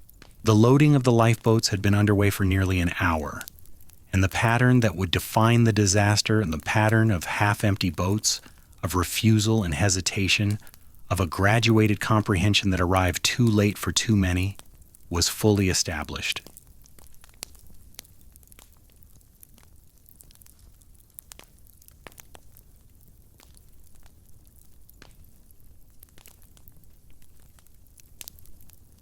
On the port side, Lightoller continued to enforce the women and children only rule with an inflexibility that would save some lives and arguably cost others. Boat after boat left with empty seats. On the starboard side, Murdoch loaded more aggressively, accepting men when the immediate supply of women was exhausted, filling the boats more fully. Neither officer had been told how many people the boats could hold. Neither had been told how many boats there were. Neither had a list of passengers. The operation was being conducted by competent men working with grossly insufficient information in conditions of increasing desperation. The band played. This is the detail that has lodged most firmly in the collective memory. And for once, the collective memory is accurate. The ship's orchestra, 8 musicians led by violinist Wallace Hartley, assembled in the first-class lounge and played. They played ragtime, they played waltzes, they played popular songs of the day. They played as the deck tilted. They played as the boats were lowered. They played, by some accounts, until the very end, until the water reached them or the angle of the deck made standing impossible. Whether their final piece was Nearer, My God, to Thee, as survivor testimony and subsequent legend insist, or Autumn, a waltz that Hartley had once told a friend he would choose to play if he were ever aboard a sinking ship, or something else entirely, is one of those questions that the evidence cannot resolve. What is certain is that they played, and that they did not stop, and that none of them survived. Hartley's body was recovered by the cable ship Mackay Bennett 10 days later, floating in a lifebelt. His violin case was reportedly strapped to his body. Though some historians dispute this detail, he was 33 years old. He had been a musician since childhood and a ship's bandmaster for years. He had played on Mauritania. He had played on Lusitania. He accepted the Titanic posting as a routine professional engagement. His family received a bill from the White Star Line for the cost of replacing his uniform. The wireless continued to transmit. Philip sat at his set, tapping out CQD and SOS, giving the ship's position, calling for help. Bride stood beside him, relaying messages, keeping the apparatus functioning. The power was still on. The ship's electrical generators, located deep in the hull, continued to operate long after the forward compartments had flooded, a testament to the engineering team that maintained them, and to the simple fact that the generators were in the stern, the last part of the ship to go under. The light stayed on almost to the end. This too has lodged in the memory. The image of a sinking ship, ablaze with light, every porthole illuminated, the electric glow spilling across the black water as the hull settled deeper and deeper. Responses came in from distant ships. The Olympic, Titanic's sister, was 512 miles away, too far. The Baltic was 243 miles away, too far. The Virginian, the Mount Temple, the Frankfurt, all responded, all too distant. Only the Carpathia was close enough to matter, and the Carpathia was still an hour away, then 2 hours away, then, as the ship settled and the time contracted, still too far. By 1:30 a.m., the forward boats had all been launched. The aft boats were being loaded. The crowd on the boat deck was growing as passengers who had delayed, who had gone below for belongings, who had been slow to understand, arrived to find fewer boats remaining. The mood was shifting. The early departures had been conducted in something approaching calm, reluctance, confusion, but not chaos. Now the tilt was unmistakable. The bow was deep. The noise of the ship, the groaning of metal, the crash of objects shifting, the rush of water in compartments below and was audible on the open deck. People could feel it through the soles of their feet. And in third class, the disaster within the disaster was unfolding. The precise sequence of events in the third-class spaces is the most poorly documented aspect of the sinking, for the simple reason that most of the people who experienced it did not survive, and those who did were not sought out by journalists or called first to testify, but from the accounts that exist, from survivors like Olaus Abelseth, a Norwegian emigrant who testified at the American Inquiry, and from the few crew members who worked the lower decks and lived, a picture emerges. Many third-class passengers were not informed promptly that the ship was sinking. Some learned only from the increasing tilt of the deck or from the sound of water entering their compartments. Those who attempted to reach the boat deck found their way obstructed, not always by locked gates, as the most damning versions of the story claim, but by gates that were closed and unattended, by corridors that led to dead ends, by stairways that ascended to barriers that no one had opened, by the sheer unfamiliarity of a ship they had barely explored in 4 days at sea. Some stewards opened gates and led groups upward, some did not. Some were themselves confused, uncertain of the routes, uncertain of their authority to break the segregation rules. Abelseth testified that he and a group of fellow passengers waited on the aft well deck for more than an hour, told by a crew member to stay where they were. When they finally made their way to the boat deck, most of the boats were gone. Abelseth survived by jumping from the ship as it sank and swimming to an overturned collapsible boat. Many of the people who waited with him did not. The numbers again speak. Third class lost a higher proportion of its passengers than any other category aboard. Higher than first class, higher than second class, higher than the crew. Of the 165 women and children in third class, only 76 survived. In first class, nearly all the women and children survived. The disparity is not explained by the sea or the ice or the hour of the night. It is explained by the architecture of the ship, the distribution of information, and the social order that determined who was helped first and who was told to wait. To say this is not to accuse any individual of murder. No officer gave an order to let the third class drown. No gate was locked with the intention of trapping emigrants below the waterline. The system that produced this outcome was not designed to kill. It was designed to sort, to separate, to maintain order, and comply with regulation. It functioned on ordinary voyages without incident. It was only in the emergency. Only when the sorting became a matter of life and death rather than comfort and inconvenience that the system revealed what it had always contained: a hierarchy of value, implicit, unspoken, and lethal. By 2 a.m., the situation aboard Titanic had passed beyond the possibility of orderly evacuation. The last standard lifeboat, Boat 4, had been lowered from the port side at approximately 1:55 a.m. What remained were the 4 Engelhart collapsibles, A, B, C, and D, and the roughly 1,500 people still aboard the ship. Collapsible C was loaded from the starboard side under Murdoch's direction in the final minutes before the forward boat deck went under. It was one of the last boats successfully launched, and it is the boat in which J. Bruce Ismay left the ship. His departure would become the defining act of his life, eclipsing everything he had done before. The dinner with Peary, the commissioning of the ship, the building of the fleet, and replacing it with a single damning image: the chairman of the White Star Line stepping into a lifeboat while passengers remained aboard. The facts, as near as they can be reconstructed, are these: Ismay helped load Collapsible C. He assisted women and children into the boat. When the boat was ready to be lowered and no women or children were immediately visible in the area, he stepped in. Murdoch, who was supervising the loading, did not object. The boat was lowered with Ismay aboard. He survived. The American press destroyed him.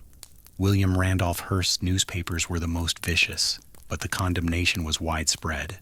Ismay was called a coward, a brute, a man who had saved his own skin while women drowned. The characterization was not entirely fair. He had not pushed anyone aside, had not taken a seat that a woman or child was waiting for, but it was not entirely unfair either. He was the chairman of the company. He was a man. He was in a lifeboat. 1,500 people were not. The public needed a villain who was not the iceberg and not the sea, and Ismay was available. He never recovered. He resigned from the White Star Line. He withdrew from public life. He retreated to a country estate in Ireland and lived there in something approaching exile for the remaining 25 years of his life. He rarely spoke about the disaster. When he did, he was reported to be brief and pained. He died in 1937 of a cerebral thrombosis at the age of 74. He had lived for a quarter century after the sinking, and in all that time he never escaped it. Whether Ismay deserved his fate is a question the story refuses to answer cleanly. He was not heroic. He was not monstrous. He was a man in an impossible situation who made a choice that was human and survivable, and that the world could not forgive.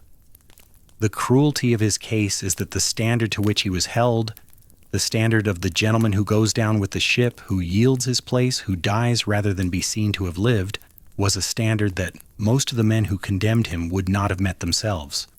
But the boats were gone, Ismay was gone, and the Titanic was dying. Collapsible D was the last boat launched by David, lowered from the port side at approximately 2:05 a.m. Lightoller, still enforcing women and children only, had crewmen form a cordon around the boat.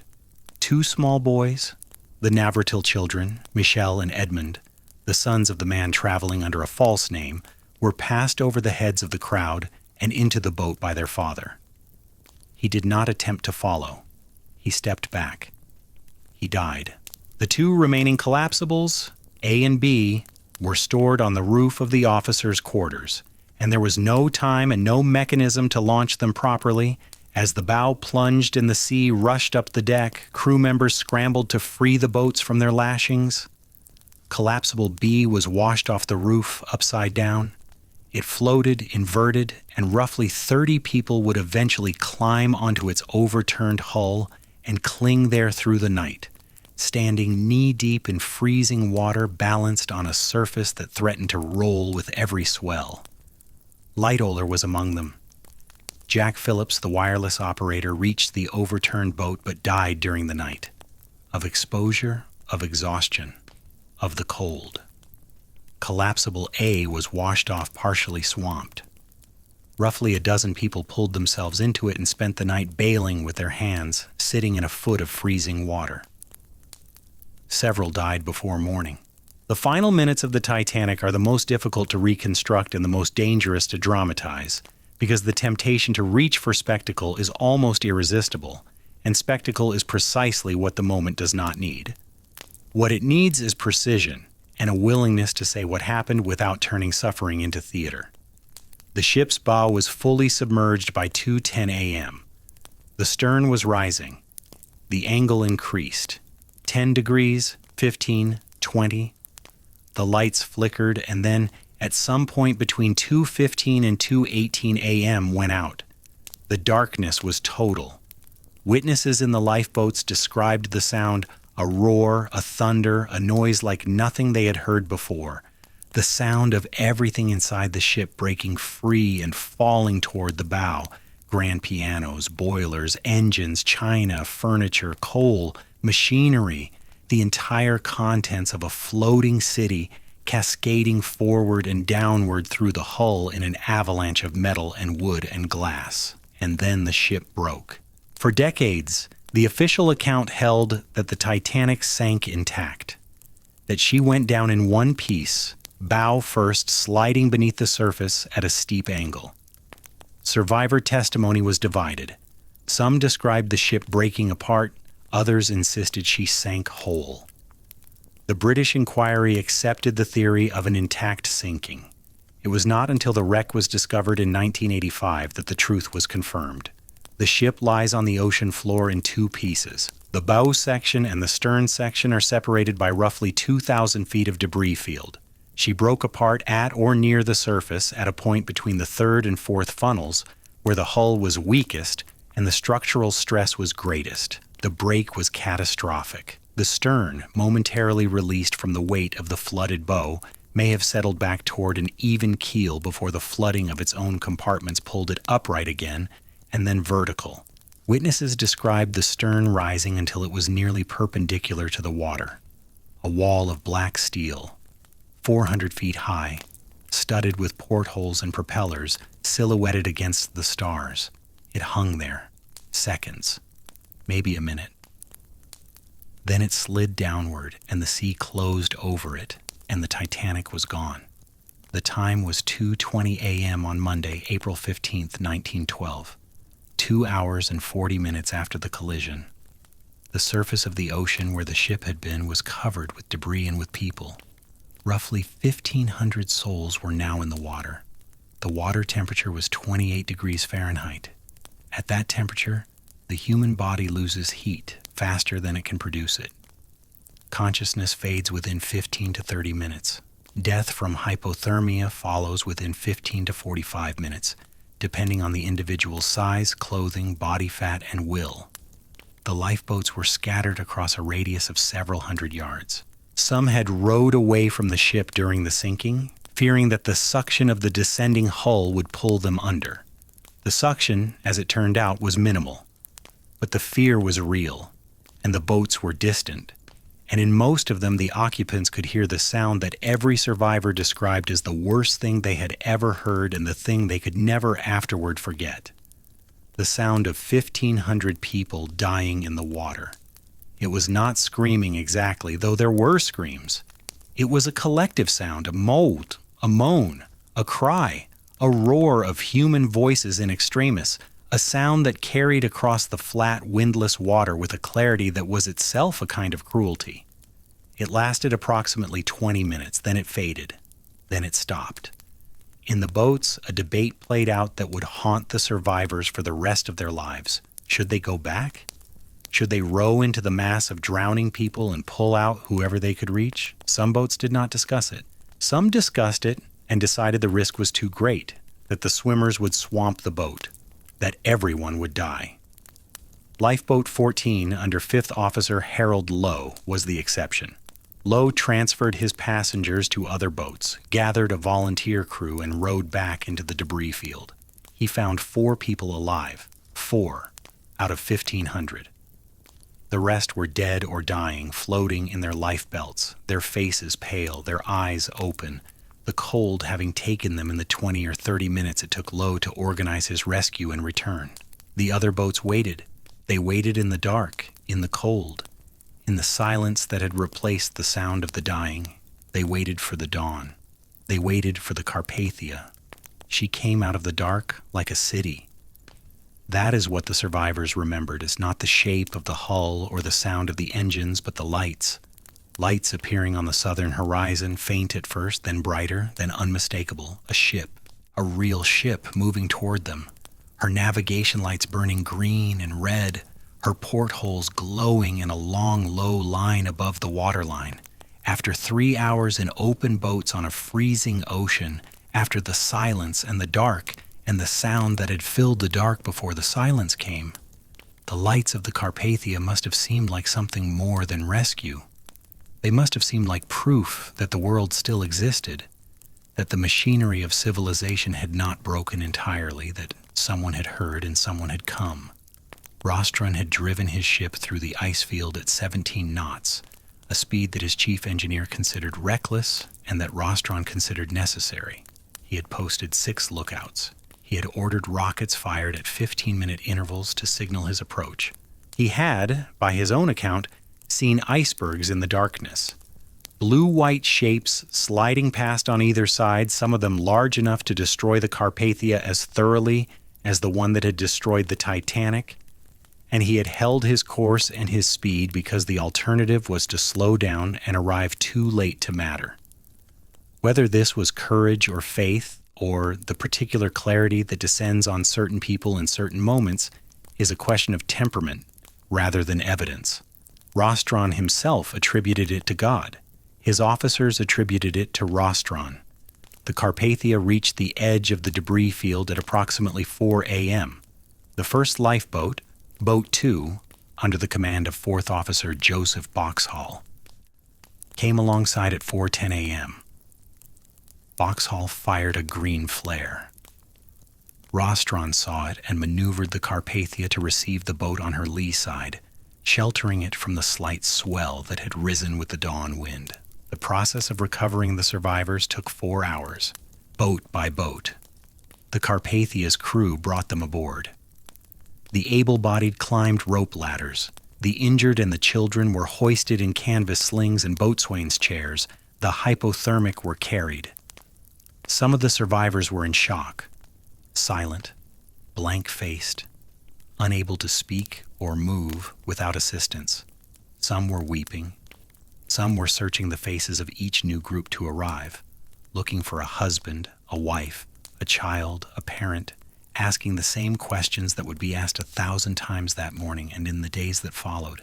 Have you seen? Was he in your boat? Did she get off? The answers more often than not were silence or a shake of the head. Rostron's preparations proved their worth. The doctors were ready. The blankets were ready. The hot coffee and brandy were ready. The Carpathia's own passengers, who had woken to find their ship reversed in its course and surrounded by icebergs, which must have been its own kind of terror, gave up their cabins, their berths, their dining saloons to the survivors. First-class passengers from the Titanic were placed in the Carpathia's first-class spaces. Second-class survivors went to second class. Third-class survivors were distributed where room could be found. The stratification persisted even in rescue, though to the Carpathia's crew at that moment, the distinctions probably mattered less than the simple logistics of finding space for 710 additional people on a ship designed for fewer than 2,000. 710. The number was not confirmed for hours, and when it was, its meaning was inescapable. Titanic had carried approximately 2,208 souls. 710 survived. Roughly 1,500 did not. The ratio was approximately 1 in 3. Flip it the other way, 2 out of every 3 people aboard the Titanic died. The dead were not distributed evenly, and the unevenness tells the story of the disaster as plainly as any narrative. Of the crew, 885 men and women, 212 survived. The survival rate was roughly 24%. The engineers looking for The men who kept the lights burning and the pumps running until the sea took the engine room died almost to a man. None of the ship's 35 engineers survived. They stayed at their posts. They did not attempt to reach the boat deck. Whether this was duty or orders, or the simple impossibility of ascending from the depths of a flooding ship in time, the result was the same. They drowned in the dark, in the noise, in the machinery they had tended. The firemen and stokers fared only slightly better. Of approximately 300, fewer than 70 survived. They were deep in the ship when the collision occurred. They were among the first to see the water coming in. Seawater flooding through the gash in the hull into the forward boiler rooms, the green-black sea pouring in with a sound that one surviving fireman described as a roar that did not stop. They were ordered to draw the fires in the boilers nearest the breach to prevent the cold seawater from contacting the superheated metal and causing an explosion. They did this. They did it standing in rising water, in a space that was filling with steam and coal dust, and the particular terror of being underground and below water at the same time. The stewards, the largest single group among the crew, numbering over 400, lost approximately 3 out of every 4. These were the men and women who knocked on cabin doors, who helped passengers into life belts, who guided them to the boat deck, who maintained, until it was no longer possible to maintain, the appearance of calm and order that the passengers depended on. 23 stewardesses were aboard, 20 survived. Among the men, the survival rate was far lower. They were expected to see to the passengers first. Most of them did. Among the passengers, the calculus of survival tracked the hierarchy of the ticket. First class, 199 survivors out of 329 passengers, 60%. Second class, 119 survivors out of 285 passengers, 42%. Third class, 174 survivors out of 710 passengers, 25%. Refine the numbers further, and the pattern sharpens. First class women survived at a rate of 97%. Third class women survived at a rate of 46%. First class children, all survived. Third class children, roughly 1 in 3. The men died in large numbers across all classes, but even here the gradient held. First class men survived at 33%. Third class men survived at 16%.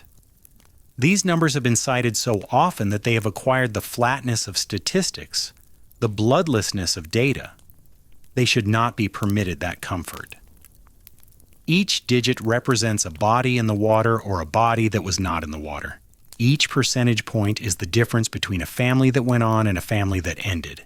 The numbers do not explain themselves. They require the ship, the gates, the corridors, the staircases, the information that flowed freely to some decks and not to others, the crew who opened routes upward and the crew who did not, the life belts that were distributed promptly in first class and belatedly in third and third, to be legible.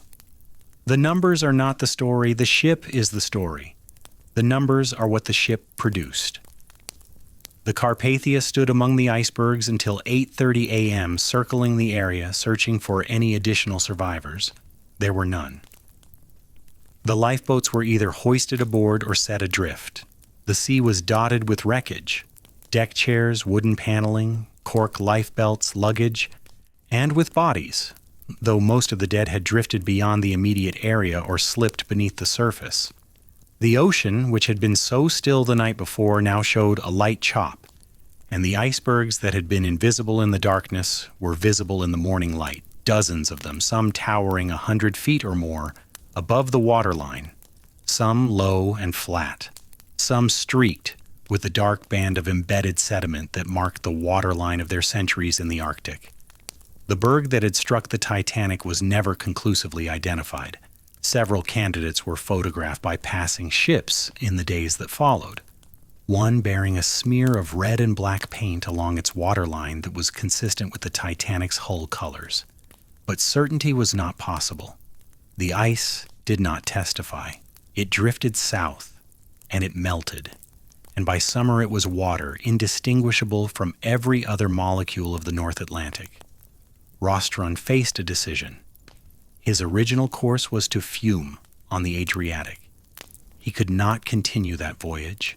His ship was now carrying 700 additional passengers, many of them in shock, many without adequate clothing, some requiring medical attention that exceeded the Carpathia's resources.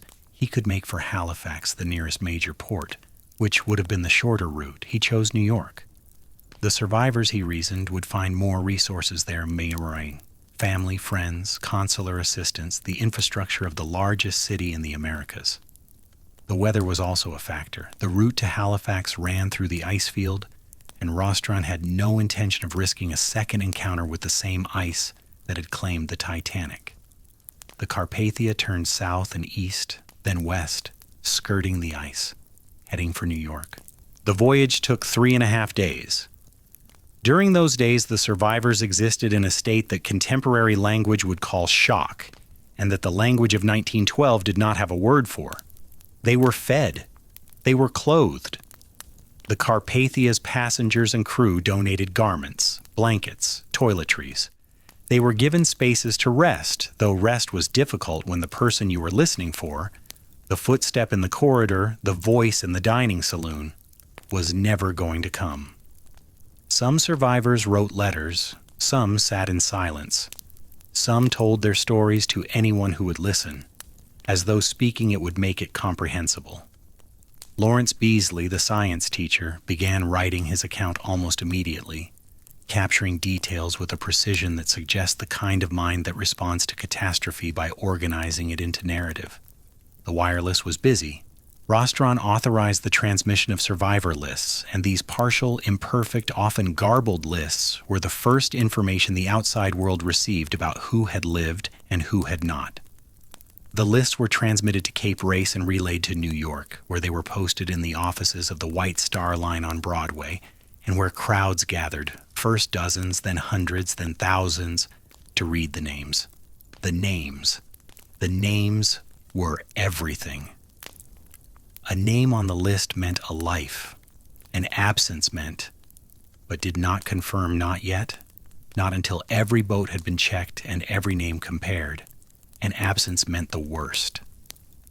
Families stood in the street, scanning columns of type, looking for the arrangement of letters that would mean survival or the blank space that would mean the end of their world. And the press descended.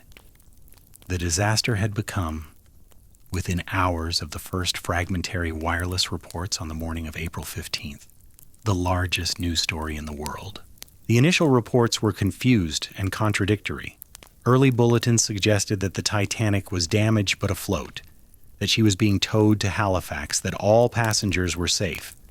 These reports were based on garbled or misinterpreted wireless intercepts, and they persisted for nearly a full day before the truth. The full, unmitigated truth became clear. The ship had sunk. The loss of life was catastrophic. The largest, newest, most celebrated ship in the world had gone down on her maiden voyage. The public response was immediate and immense. It was also, in ways that now seem uncomfortably familiar, performative. Newspapers printed special editions, black-bordered front pages appeared in cities across North America and Europe. Churches held memorial services, flags were lowered, the stock market dipped. The language of the coverage oscillated between grief and rage. Grief for the dead, rage at the living, rage at the White Star Line, at ISME, at the Board of Trade, at the system that had allowed this to happen. The rage was not entirely proportionate to the novelty of the danger. Ships sank. Ships had always sunk. The sea killed people every year. Fishermen, sailors, passengers on smaller vessels that went down without headlines.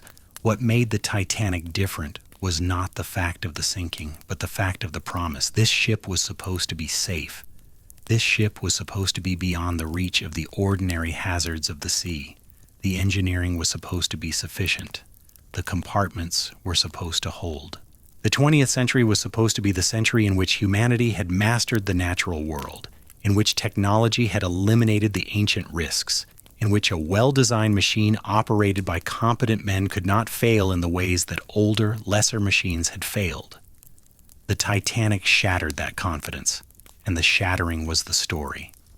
The dead were mourned as the dead are always mourned, but the deeper wound, the wound that gave the disaster its cultural permanence, its status as a metaphor that outlived every other shipwreck of the era, was the wound to certainty.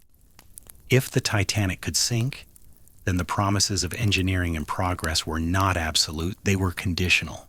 They were contingent on the ice, on the night, on the decisions of tired men, on the absence of binoculars, on the failure of a wireless operator to deliver a message.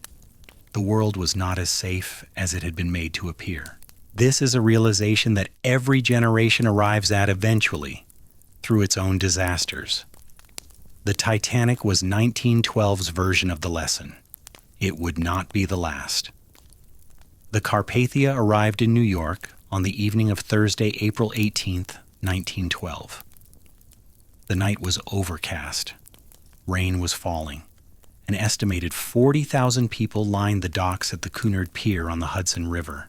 The Carpathia passed the Statue of Liberty in the gathering dark, and as she entered the harbor, she was met by a flotilla of small boats.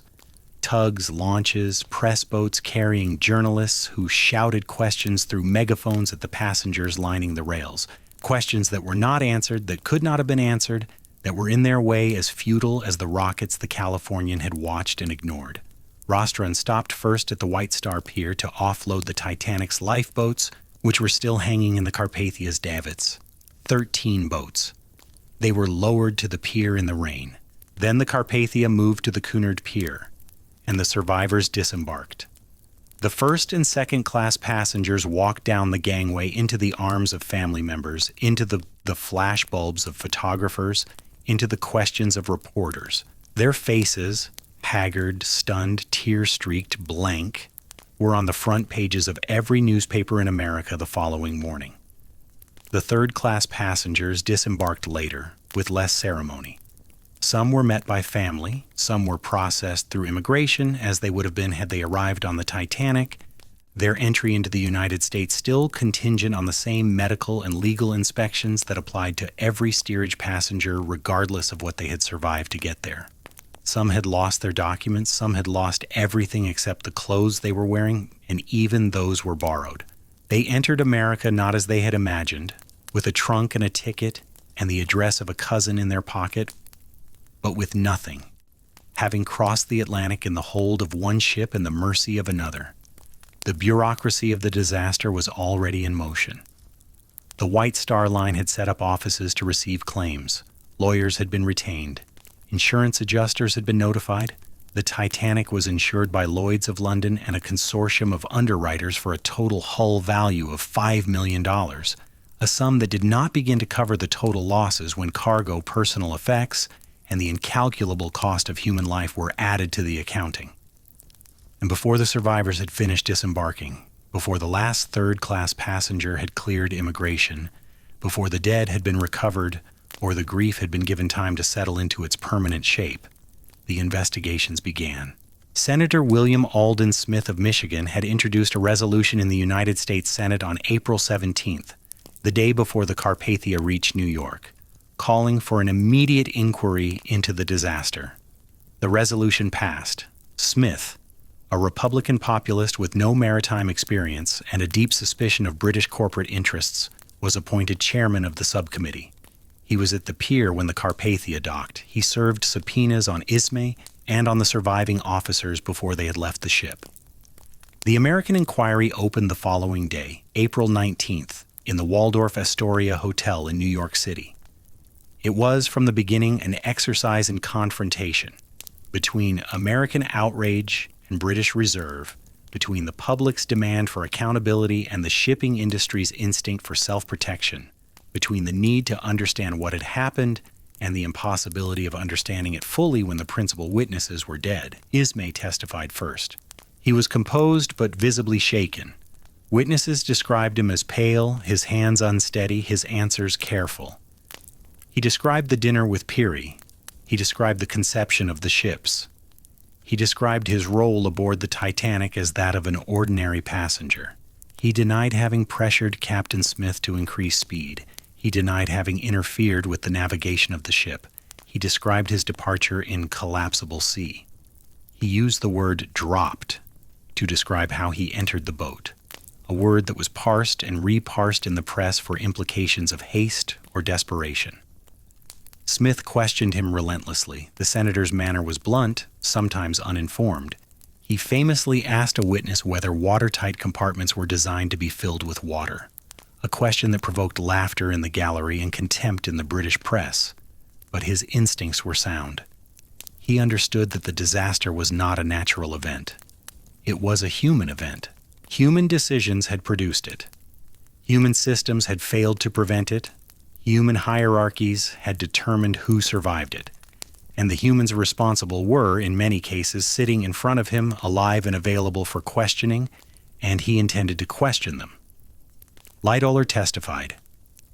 His account was precise, professional, and carefully constructed to protect the reputation of the White Star Line and of Captain Smith. He described the night as clear and calm. He described the ice warnings as having been handled appropriately. He described the evacuation as orderly. He deflected blame. He distributed responsibility across the broadest possible surface. The conditions, the regulations, the standards of the industry, the unprecedented nature of the event. He was, in the argot of a later era, an excellent witness, controlled, credible, and fundamentally opaque. Fleet testified about the binoculars. Vauxhall testified about the distress rockets. Lowe testified about returning to search for survivors. Bride testified about the wireless, his account of Phillips's final hours, of the two men transmitting distress calls as the water rose around them, became one of the most widely reprinted stories of the disaster. Bride himself had been injured. His feet were badly frostbitten from his time in the water, and he gave his testimony from a wheelchair. The inquiry lasted 18 days. It examined 82 witnesses. It produced a report that was critical, specific, and consequential.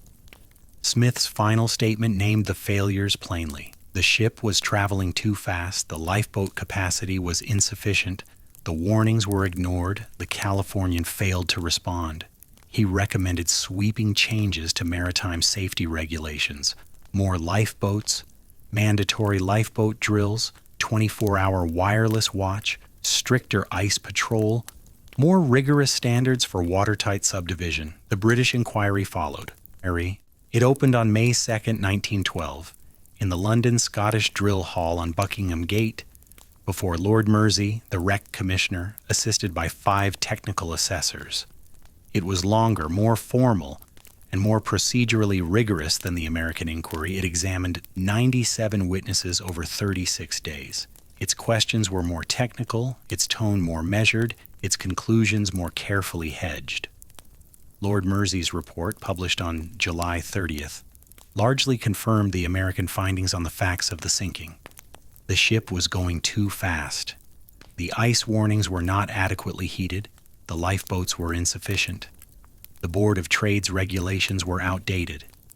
Captain Lord of the Californian had failed to render assistance. But the British report was also, in subtle and important ways, a document of institutional self-protection. It distributed blame widely enough that no single party bore the full weight. Captain Smith was criticized for maintaining speed, but excused on the grounds that he was following standard practice. The White Star Line was criticized for the lifeboat shortage, but excused on the grounds that it had complied with existing regulations.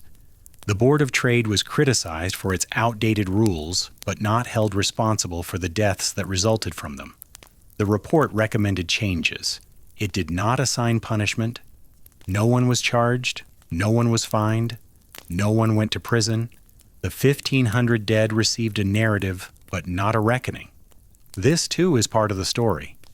The part where the institutions that produced the disaster examined the disaster and concluded that the system, while imperfect, was not fundamentally broken. The system needed adjustment, not replacement, better regulations, more lifeboats, faster updates. The bones of the structure were sound. The tragedy was an aberration, not an indictment. Whether this was true is a question the dead cannot answer, and the living have debated ever since. The changes came. They came quickly, and they were substantial, and they saved lives for the next century and beyond, and they are the Titanic's most tangible legacy. More tangible than the myth, more durable than the memory, more consequential than the film or the museum exhibitions or the dinner theater reenactments that would follow in the decades to come. The first international convention for the safety of life at sea, known as SOLAS, was convened in London in November 1913, attended by representatives of 13 nations. The convention produced a treaty that established for the first time international minimum standards for ship construction, life-saving equipment, radio communication, and navigational safety. Its provisions included a requirement that every ship carry enough lifeboats for every person on board, a requirement for 24-hour wireless watch on all passenger vessels, a requirement for regular lifeboat drills, standards for the height and integrity of watertight bulkheads, and the creation of the International Ice Patrol, a service initially funded by the nations whose ships use the North Atlantic sea lanes, tasked with monitoring iceberg activity and broadcasting warnings to shipping. The International Ice Patrol has been in continuous operation since 1914. It is administered by the United States Coast Guard. It tracks icebergs by aerial reconnaissance, by satellite, by radar, by reports from ships at sea. Since its establishment, not a single life has been lost to an iceberg collision in the patrol's area of responsibility. This fact is the Titanic's bequest to the future. 1,500 people died, and the world built a system to ensure that no one would die that way again, and the system worked. It is not redemption. Nothing redeems the dead, but it is consequence. And consequence is what the dead leave behind when they cannot leave anything else. The SOLAS Convention has been revised and updated multiple times in 1929, 1948, 1960, 1974, and through continuous amendments since. Each revision has incorporated lessons from subsequent disasters. The Morro Castle fire in 1934, the Andrea Doria collision in 1956, the Herald of Free Enterprise capsizing in 1987, the Estonia sinking in 1994. Each disaster revealed a gap. Each gap was closed. The process is iterative and imperfect and unending because the sea does not stop inventing new ways to kill, and the systems designed to prevent killing must be reinvented in turn. But the foundation was laid in 1913 in a conference room in London by men who had read the testimony of the survivors and studied the plans of the ship and understood, with a clarity that the dinner at Belgrave Square had lacked, that the sea was not a venue for ambition, it was a medium, it was indifferent, it would kill you if you let it, and the only defense was preparation, and preparation meant rules, and rules meant that someone, somewhere, had to decide that safety was more important than luxury, that bulkheads mattered more than promenade space, that a lifeboat for every passenger was not clutter but civilization. The Titanic taught them this. The Titanic taught it at the highest possible price. The bodies came home slowly. The White Star Line chartered 4 ships to recover the dead from the North Atlantic. The first was the Mackay Bennett, a cable-laying vessel based in Halifax, which departed on April 17th, carrying embalming supplies, coffins, and canvas bags, and a minister, Canon Kenneth Hind of All Saints Cathedral, to perform the rites. She was followed by the Minia, the Montmagny, and the Algerine, each dispatched in turn as the scale of the task became clear. The Mackay Bennett reached the debris field on April 20th, 5 days after the sinking. What her crew found was a sea of the dead. Bodies floated in their lifebelts, dispersed across miles of open ocean, some alone, some in clusters, some face up, some face down, all of them cold, all of them still. The crew worked for a week, pulling bodies from the water, searching pockets and clothing for identification, a wallet, a letter, a monogrammed handkerchief, a ticket stub, a locket, a ring. Each body was numbered. Each was photographed where possible. Each was cataloged with whatever details could be recovered. Approximate age, hair color, clothing, distinguishing marks, possessions. 306 bodies were recovered by the Mackay Bennett alone. Of these, 116 were buried at sea. The ship did not have enough embalming supplies or coffin space to preserve them all. The decision about which bodies to keep and which to bury was made in practice, along the same lines that had organized the ship itself. First-class passengers, identifiable by the quality of their clothing, were more likely to be embalmed and brought to shore. Third-class passengers and crew, whose clothing was plainer and whose identification was more difficult, were more likely to be committed to the deep. This was not official policy. It was the logic of a system that valued certain bodies more than others, a logic so deeply embedded that it operated even in death, even in the act of recovery, even among men whose task was simply to bring the dead home. The bodies that were brought to Halifax arrived at the naval dockyard, where a temporary morgue had been established in the Mayflower curling rink. Families came to identify their dead. Some identifications were immediate: a face, a piece of jewelry, a birthmark. Some took days. Some were never made. Approximately 150 of the recovered bodies were never conclusively identified. They were buried in 3 Halifax cemeteries: Fairview Lawn, Mount Olivet, and Baron de Hirsch, under headstones that bore numbers instead of names, or names followed by question marks, or simply the date, April 15th, 1912. The Fairview Lawn Cemetery contains 121 Titanic graves, arranged in a gentle curve that, when viewed from above, traces the outline of a ship's hull.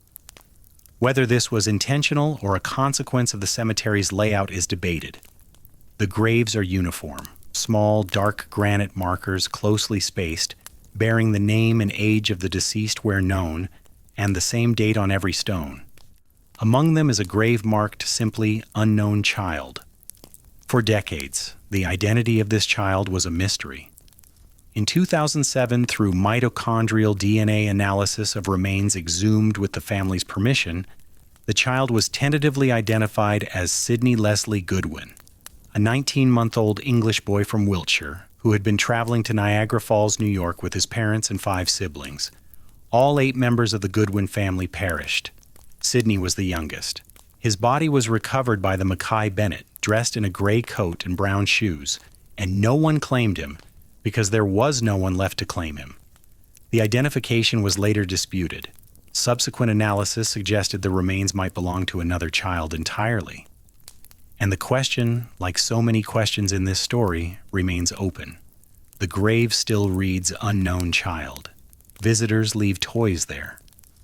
Stuffed animals mostly, placed on the dark stone by strangers who feel something they cannot quite articulate. A debt, perhaps, or an apology, or the simple need to acknowledge that a child died and was not named, and that the not naming is itself a wound that does not close. Not all the dead were recovered. The majority were not. Of the roughly 1,500 who perished, only 340 bodies were pulled from the sea. The remaining 1,160 were never found. They sank with the ship, or they drifted beyond the reach of the recovery vessels, or they slipped from their lifebelts and descended into the deep Atlantic, where the pressure is 5,000 pounds per square inch, and the temperature hovers just above freezing and the darkness is absolute. They are there still. Or rather, they are not. The biological processes of decomposition, even in cold water, even under immense pressure, would have reduced them to bone within months. And the bones themselves, in the calcium-poor deep ocean, would have dissolved over the decades that followed. The sea does not preserve. It consumes. The dead of the Titanic are, in the most literal sense, part of the ocean now. Their atoms dispersed. Their molecules incorporated into the water and the sediment and the microscopic life that drifts through the abyssal plain. They are nowhere. They are everywhere. The sea does not distinguish between a body and a grain of sand. In the months and years following the disaster, the living negotiated with the dead in the ways the living always do, through law, through money, through memory, and through blame. The legal proceedings were extensive and revealing. Claims against the White Star Line were filed by survivors, by the families of the dead, and by the owners of lost cargo. The total value of the claims exceeded $16 million, a figure that, In 1912 currency represented an enormous sum. White Star, invoking a provision of American maritime law that limited a ship owner's liability to the value of the vessel after the casualty, argued that its total liability was the value of the Titanic's salvageable property, which, since the ship was at the bottom of the ocean, amounted to the 13 lifeboats that had been recovered and the value of the prepaid tickets and freight charges. The company calculated this figure at approximately $97,000. $97,000 for 1,500 lives.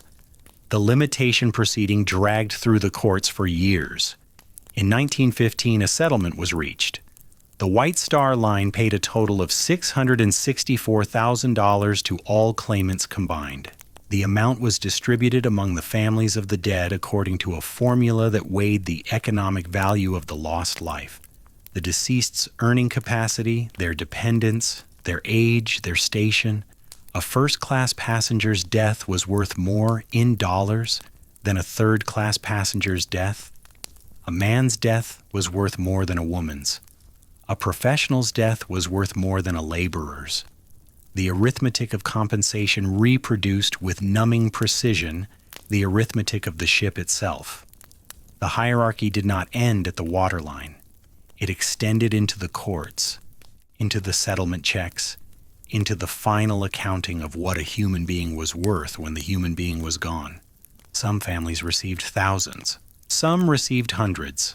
Some received nothing because they could not afford legal representation, or because they did not know how to file a claim, or because they lived in villages in Ireland or Syria or Finland where the news of the settlement arrived late or not at all. And by the time they understood what was available, the process had closed. The law in this, as in so much else, served those who knew how to use it. J. Bruce Ismay retreated from public life, as we have noted, and the retreat was thorough. He resigned as chairman of the White Star Line in June of 1913. He sold his interest in the International Mercantile Marine Company, the American-owned trust that controlled White Star. He withdrew to a lodge in Connemara on the west coast of Ireland, where he fished and walked and received few visitors. His wife, Julia, remained devoted to him. His children grew up in the shadow of his name, which had become, in the shorthand of the press, synonymous with cowardice and corporate callousness. The judgment was severe, and its severity reflected something beyond the facts of Ismay's individual case. He had become a symbol, a vessel, appropriately enough, into which the public poured its fury at the systemic failures that had produced the disaster. It was easier to blame Ismay than to blame the Board of Trade's outdated regulations. It was easier to despise a man who stepped into a lifeboat than to interrogate the economic logic that had determined the number of lifeboats in the first place. Ismay was visible, identifiable, alive. The system was abstract, dispersed, and unaccountable. The public chose the target it could see. Whether Ismay deserved sympathy is a question that depends entirely on what you believe he owed the people on that ship. If you believe he owed them his life, if you believe that the chairman of the company that built the ship and sold the tickets and set the speed was obligated by some code of honor or responsibility to die with the passengers he had placed in danger, then his survival was a betrayal. If you believe he was a passenger, no different in his rights from any other passenger, entitled to save himself when the opportunity presented itself and no woman or child was waiting, then his vilification was a cruelty. The story does not choose between these positions. The story presents Ismay stepping into the boat, and the boat descending, and the water below, and the 1,500 above, and it asks you to hold all of it at once. He died in 1937. The obituaries mentioned the Titanic. They always mentioned the Titanic. Captain Stanley Lord of the Californian also spent the rest of his life under a shadow, though his shadow was different from Ismay's. Ismay was accused of cowardice, of saving himself. Lord was accused of indifference, of failing to save others. Lord was not disciplined by the Board of Trade. He was not charged with any crime. He retained his master's certificate and continued to serve in the Merchant Marine, commanding ships for the Nitrate Producers Steamship Company until his retirement in 1927. But the findings of the British inquiry that the Californian had been close enough to see the Titanic's rockets and had failed to respond followed him like a sentence that was never formally imposed but never formally lifted. Lord fought. He fought for decades. He gathered evidence, recruited allies, petitioned for reopening the inquiry, argued that the Californian had been too far away to see the Titanic, that the rockets his officers observed were from another vessel, that the atmospheric conditions had distorted what they saw. He was supported by a persistent and vocal group of advocates, the Lordites, as they came to be known in maritime history circles, who argued that the man had been scapegoated, that the inquiry had needed a villain, and Lord had been convenient. The Mercantile Marine Service Association petitioned for a rehearing on Lord's behalf in 1965, 3 years after his death. A further review was conducted by the Marine Accident Investigation Branch of the British Department of Transport in 1992, which re-examined the evidence in light of the wreck's discovery and the more precise determination of the ship's final position. The review concluded that the Californian was likely between 5 and 10 miles from the Titanic, closer than Lord had claimed, but perhaps farther than the original inquiry had assumed, and that while she might have been able to save some lives had she responded promptly, it was impossible to determine whether she could have reached the scene before the Titanic sank. The review did not exonerate Lord. Neither did it condemn him beyond the terms of the original finding. It left the question where it had always been. In the space between what was seen and what was done, between the rockets in the sky and the man in the chart room who heard about them and did not move. Lord's defenders continue to argue his case. The debate appears in books, in journals, in online forums where maritime history is discussed with a granularity and a passion that suggests the question matters to people who were not alive in 1912 and have no personal connection to anyone who was. It matters because it is, at its root, a question about moral obligation, about what one person owes another when the cost of action is inconvenience and the cost of inaction is death. It is a question that extends beyond the Californian's chart room and into the architecture of ordinary life, where the rockets go up all the time and the decision to respond or to turn over and go back to sleep is made daily by everyone. Thomas Andrews received in death the reputation he could not have sought in life. He became the hero of the Titanic story, the quiet man, the modest man, the man who built the ship and went down with it, who spent his final hours helping others into lifeboats while knowing, with the precision of a designer who understood his own creation, that there was no help for him. The accounts of Andrews's final hours are consistent in their broad outline and variable in their details, which is exactly what one would expect of testimony gathered from traumatized survivors in the days after the disaster. He was seen in the first-class smoking room, staring at the painting above the fireplace. Plymouth Harbor, his life belt discarded on a chair. He was seen on the boat deck, urging passengers to put on their life belts and make for the boats. He was seen adjusting deck chairs, possibly to be used as flotation devices. He was seen standing alone, silent, his arms folded, his face composed. Whether all of these sightings are accurate, whether some are conflations or inventions of a memory desperate to make meaning from chaos, cannot be determined. What is certain is that Thomas Andrews did not survive. His body was never recovered. He was 39 years old. He left a wife, Helen, and a daughter, Elizabeth, who was 2. In Belfast, Andrews became a saint. Not literally, though in a city where the sectarian divide ran deep and martyrdom had its own charged vocabulary, the language used about Andrews approached the devotional. He was remembered as the best of what Belfast produced. Skilled, principled, self-sacrificing, devoted to his work and to the men who worked under him. A memorial hall was erected in his honor in Comber, County Down, where he had been born. His portrait was hung in the Belfast City Hall. His name was spoken with a reverence that owed something to grief, something to civic pride, and something to the need, the deep human need, to find in a disaster at least one person who behaved perfectly, who did everything right, who died without compromise. Whether Andrews bore any responsibility for the disaster is a question that the memorials do not ask. He designed the bulkheads that did not extend to the full height of the hull. He designed the ship that carried too few lifeboats. He worked within the constraints of the regulations and the expectations of his clients. And those constraints produced a ship that was not safe enough, and people died. Andrews did not set the regulations. He did not write the Board of Trade rules. He did not decide how many lifeboats to carry in. That decision involved Carlyle, Ismay, and Peary, and the chain of responsibility is tangled enough that no single link bears the full weight. But Andrews was the designer. The ship was his, and the gap between what the ship could withstand and what the sea demanded of it was, in the final analysis, a gap in his design. To say this is not to diminish him. It is to resist the hagiography that flattens a complex man into a simple icon. Andrews was skilled, conscientious, and brave. He was also a participant in a system that prioritized passenger comfort over passenger survival.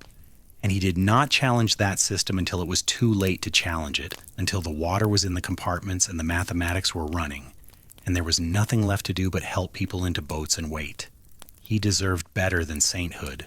He deserved to be remembered as he was, a man who did extraordinary work within an ordinary system, and who died when the system failed. The Titanic entered the culture immediately and has never left.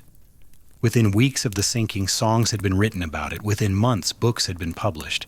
Survivor memoirs, journalistic accounts, technical analyses. Within a year, the first film had been produced, Saved from the Titanic, a silent short starring Dorothy Gibson, an actual survivor who wore the same dress she had worn the night of the sinking. The film is lost. All known copies were destroyed in a studio fire in 1914. And its loss is itself a small echo of the larger losses the story contains. The Titanic became almost immediately a parable, but the moral of the parable shifted depending on who was telling it. For socialists and labor activists, the Titanic was a story about class, about the gates between the decks, about the lifeboats that were filled with the rich while the poor drowned, about a society that sorted human beings by the price of their ticket and distributed survival accordingly. The statistics supported this reading, and the reading was not wrong, and it informed decades of political rhetoric on both sides of the Atlantic. The Titanic was cited in parliamentary debates, in union pamphlets, in sermons delivered to working-class congregations who understood in their bones that the people in steerage had been their people. For moralists and clergy, the Titanic was a story about hubris, about men who had dared to build a ship they called unsinkable and had been punished by a god or a nature that did not tolerate such presumption. This reading had the satisfying shape of a fable. Pride goeth before a fall, and the bigger the pride, the bigger the fall. It was also in its way a comforting reading because it implied that the disaster had meaning, that it was a lesson, a corrective, a divine message to a civilization that had lost its humility. The comfort lay in the causality. If the Titanic sank because of hubris, then the solution was humility, and humility was achievable, and future disasters were preventable through right thinking and right feeling. For engineers and regulators, the Titanic was a systems failure, a cascade of individually minor inadequacies that combined to produce a catastrophe. This reading was the most productive because it led to changes. The Solis Convention, the ice patrol, the lifeboat requirements, the wireless regulations. It was also the most modest because it did not claim to explain the disaster's meaning. It claimed only to describe its mechanisms and to prevent its recurrence. For the public at large, the Titanic was all of these things and none of them. It was a story. It was the story, the one that combined luxury and death, hubris and heroism, human engineering and natural indifference in proportions so precisely calibrated to narrative satisfaction that no novelist could have improved upon them. The ship was too perfect. The night was too calm. The iceberg was too improbable. The band played too long. The ending was too final. The Titanic did not merely sink. It produced, in its sinking, a narrative so complete and so self-contained that it seemed designed to be told, and it has been told, endlessly, obsessively. In books, Walter Lord's A Night to Remember, published in 1955, remains the standard popular account, a masterpiece of narrative compression that brought the disaster to a generation that had not lived through it and established the template for every retelling that followed. In films, the 1958 adaptation of Lord's book, the 1997 James Cameron spectacle that became the highest-grossing film in history and introduced the Titanic to yet another generation through the lens of a fictional love story grafted onto the factual disaster. In documentaries, exhibitions, television specials, musicals, video games, theme park attractions, and a seemingly inexhaustible stream of popular and scholarly publications that shows no sign of abating more than a century after the ship went down. The fascination is not rational. It is not proportionate. More people have died in other maritime disasters. The Wilhelm Gustloff, torpedoed by a Soviet submarine in January 1945, killed an estimated 9,000 people, 6 times the Titanic's toll, and is barely remembered outside Germany. The Doña Paz, a Philippine ferry that collided with an oil tanker in December 1987, killed more than 4,000. The Eastland, a passenger steamer that capsized at its dock in the Chicago River in July 1915, 3 years after the Titanic, killed 844 people, many of them women and children, in water shallow enough to stand in. These disasters are footnotes. The Titanic is a civilization-defining myth. The reason is not the death toll. The reason is the narrative. The Titanic offers what no other disaster offers, a perfectly contained story with a beginning, a middle, and an end, populated by characters who seem to have been cast rather than born, set against a backdrop of such symbolic richness. The largest ship, the maiden voyage, the calm sea, the clear night, the iceberg, that the story tells itself. It does not require interpretation. It does not require context. A child can understand it. A philosopher can spend a lifetime with it. It is, in the deepest sense of the word, a myth. Not because it is untrue, but because it is true in the way that myths are true. True in a way that transcends its facts and speaks to something permanent in the human understanding of what it means to build, to trust, to cross, and to fail. And yet, the myth obscures as much as it reveals. It obscures the coal-blackened faces of the firemen who kept the lights burning. It obscures the third-class passengers whose names were misspelled on the manifest and whose stories were never collected. It obscures the engineering decisions that were reasonable at the time and fatal in the event. It obscures the regulatory failures that were boring and bureaucratic and invisible until they killed 1,500 people. It obscures the ordinariness of the disaster, the fact that it was produced not by extraordinary villainy or extraordinary incompetence, but by the ordinary operation of ordinary systems under conditions that were only slightly outside their design parameters. The Titanic was not brought down by hubris.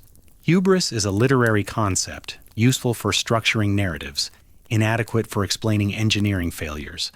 The Titanic was brought down by ice, by speed, by a rudder that was too small for the hull it served, by bulkheads that were too low, by lifeboat regulations that were 18 years out of date, by a wireless system that treated ice warnings and dinner reservations as equivalent traffic, by a lookout who did not have binoculars, by a nearby ship whose captain heard about rockets and went back to sleep. The causes were specific, technical, and correctable. They were corrected. The myth does not need the corrections because the myth is not about the ship. The myth is about the human condition, about the gap between what we build and what we can control, between confidence and reality, between the dining room and the sea. The ship does not care about the myth.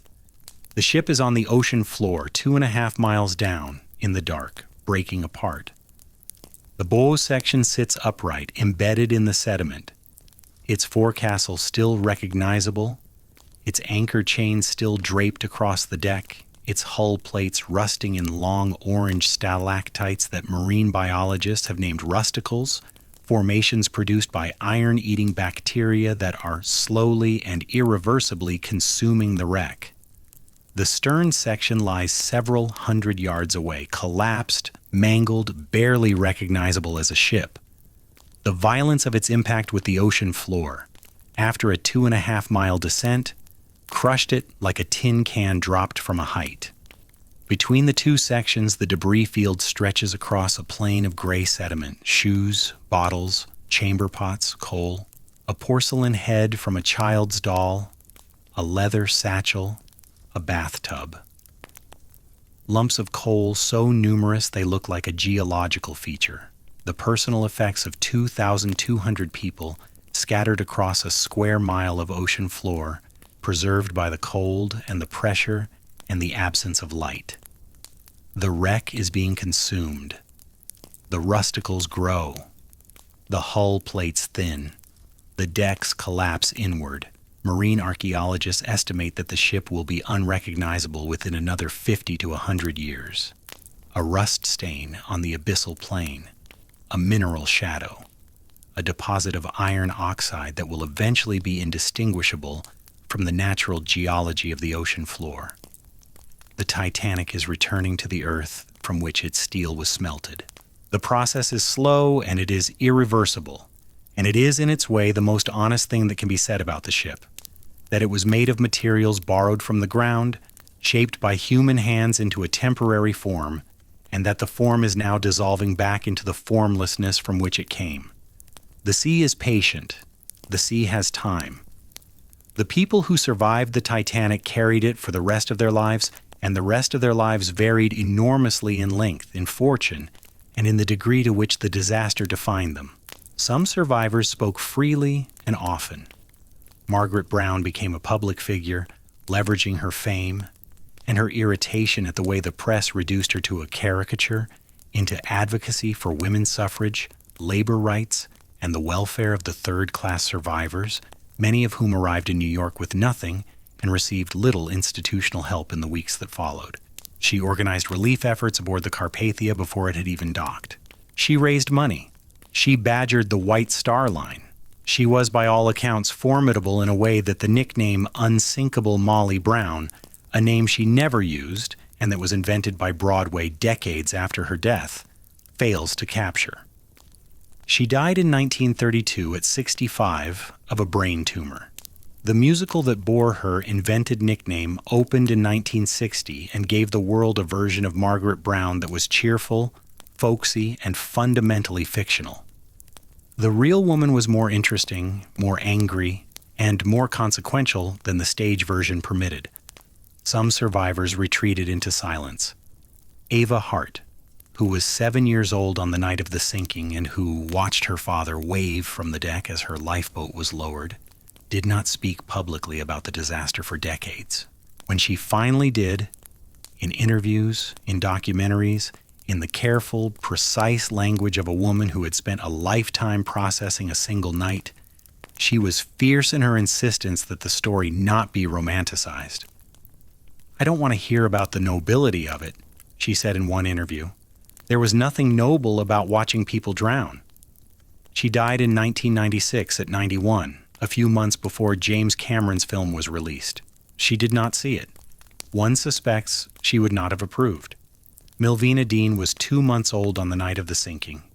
She was the youngest passenger aboard. She did not remember the ship. She could not have remembered it. Her father, Bertram, a third-class passenger from Hampshire who was emigrating to Kansas to open a tobacco shop, put her and her mother and her 18-month-old brother into a lifeboat. He did not follow. His body was never recovered. Milvina's mother returned to England and never spoke of the Titanic to her children. Milvina learned she had been aboard only when she was 8 years old, when her mother was applying for a pension and the connection was revealed. She became, in her later years, the last living survivor of the Titanic, a distinction she bore with grace and, at times, with a visible weariness at being asked to represent an event she could not remember. She attended commemorative dinners. She signed photographs. She auctioned personal items to pay for her nursing home care. She died on May 31st, 2009 at the age of 97. The date was the 98th anniversary of the Titanic's launch from Belfast. The coincidence was noted by the press. It is the kind of coincidence that means nothing and feels like it means everything, which is the Titanic's particular gift to those who tell its story. With Milvina Dean's death, the last living connection to the ship was severed. There is no one left who was aboard. There is no one left who felt the vibration of the engines or heard the band or saw the iceberg slide past in the dark. The experience of the Titanic now exists entirely in the record, in the testimony, the photographs, the artifacts, the letters, the logbooks, and the wreck itself, dissolving on the ocean floor. The disaster has passed from memory into history, from the testimony of witnesses into the interpretation of scholars, from the lived to the told. This transition from living memory to recorded history is itself a kind of sinking. When the last survivor dies, the event loses its tether to the present. It becomes fully historical, fully mediated, fully dependent on the sources that happen to have survived. And the sources, as we noted at the beginning of this account, are incomplete, contradictory, shaped by bias and loss, and the ordinary degradation of information over time. What we know about the Titanic is substantial. What we do not know is larger. And the gap between the two is where the myth lives, in the silences, in the unrecorded conversations, in the decisions that were never explained because the people who made them did not survive to explain them. We do not know what Captain Smith said to Thomas Andrews when Andrews told him the ship would sink. We do not know what Andrews felt. We do not know what the firemen in Boiler Room 6 said to each other when the seawater burst through the hull. We do not know what the third-class passengers in the forward cabins understood about what was happening, or when they understood it, or whether anyone explained it to them in a language they could comprehend. We do not know what the Goodwin family, the family from Wiltshire, the family of 8 who perished together, said to each other in their final hour. We do not know whether they were together. We do not know whether the parents held the children. We do not know whether the youngest, Sydney, 19 months old, whose body was pulled from the sea and buried without a name, was asleep or awake when the water came. We do not know these things, and we will never know them, and the not knowing is not a failure of research. It is the condition of the past. The past does not preserve itself for our convenience. It preserves fragments, a wireless log, a steward's testimony, a child's gray coat, a grave in Halifax. And from these fragments we construct a story, and we call the story history, and we pretend that the story is the same as the event, knowing that it is not, knowing that the event was lived by people who are gone and whose experience died with them, literally, in the cold water of the North Atlantic on a night when the stars were clear and the sea was still. The discovery of the wreck in 1985 reopened the story in ways that the discoverers could not have fully anticipated. Robert Ballard, an oceanographer with the Woods Hole Oceanographic Institution, had been searching for the Titanic as part of a joint expedition with the French Oceanographic Institute IFREMER. The search was, in part, funded by the United States Navy, which had its own interest in deep ocean survey technology on recourse sans nos, and, it was later revealed, had commissioned Ballard to locate 2 sunken nuclear submarines, the USS Thresher and the USS Scorpion, under cover of the Titanic search. Ballard found the submarines first. Then, with the remaining expedition time, he turned to the Titanic. The wreck was located on September 1st, 1985, at 1:05 in the morning, when a camera sled towed near the ocean floor returned images of a massive boiler lying in the sediment. The room erupted. Then it fell silent. Ballard has described the moment in interviews. The elation of discovery, followed almost immediately by the awareness that they were looking at a grave. 1,500 people had died here. The boiler was not an artifact. It was a marker. The celebration subsided into something quieter, more complicated, more human. Ballard returned the following year with the submersible Alvin and conducted the first manned exploration of the wreck. The images he brought back, the bow, still proud, still recognizable, its railings draped with rusticles, the grand staircase opening, its dome and clock gone, a void descending into darkness, the debris field scattered with the remnants of daily life. These images entered the public imagination and have remained there since. They gave the Titanic a second existence, a visual afterlife that supplemented and in some ways replaced the narrative one. Before 1985, the Titanic existed in words and in a handful of contemporary photographs taken before the maiden voyage. After 1985, it existed as a presence on the ocean floor, visible, photographable, filmable, real, in a way that the testimony alone could not achieve. The discovery also sparked a debate that has never been resolved. What, if anything, should be done with the wreck? Ballard himself was adamant the site was a grave. It should be left undisturbed. No artifacts should be removed. The dead should be permitted their rest. This position had moral clarity and legal complications. The wreck lay in international waters. No single nation had jurisdiction.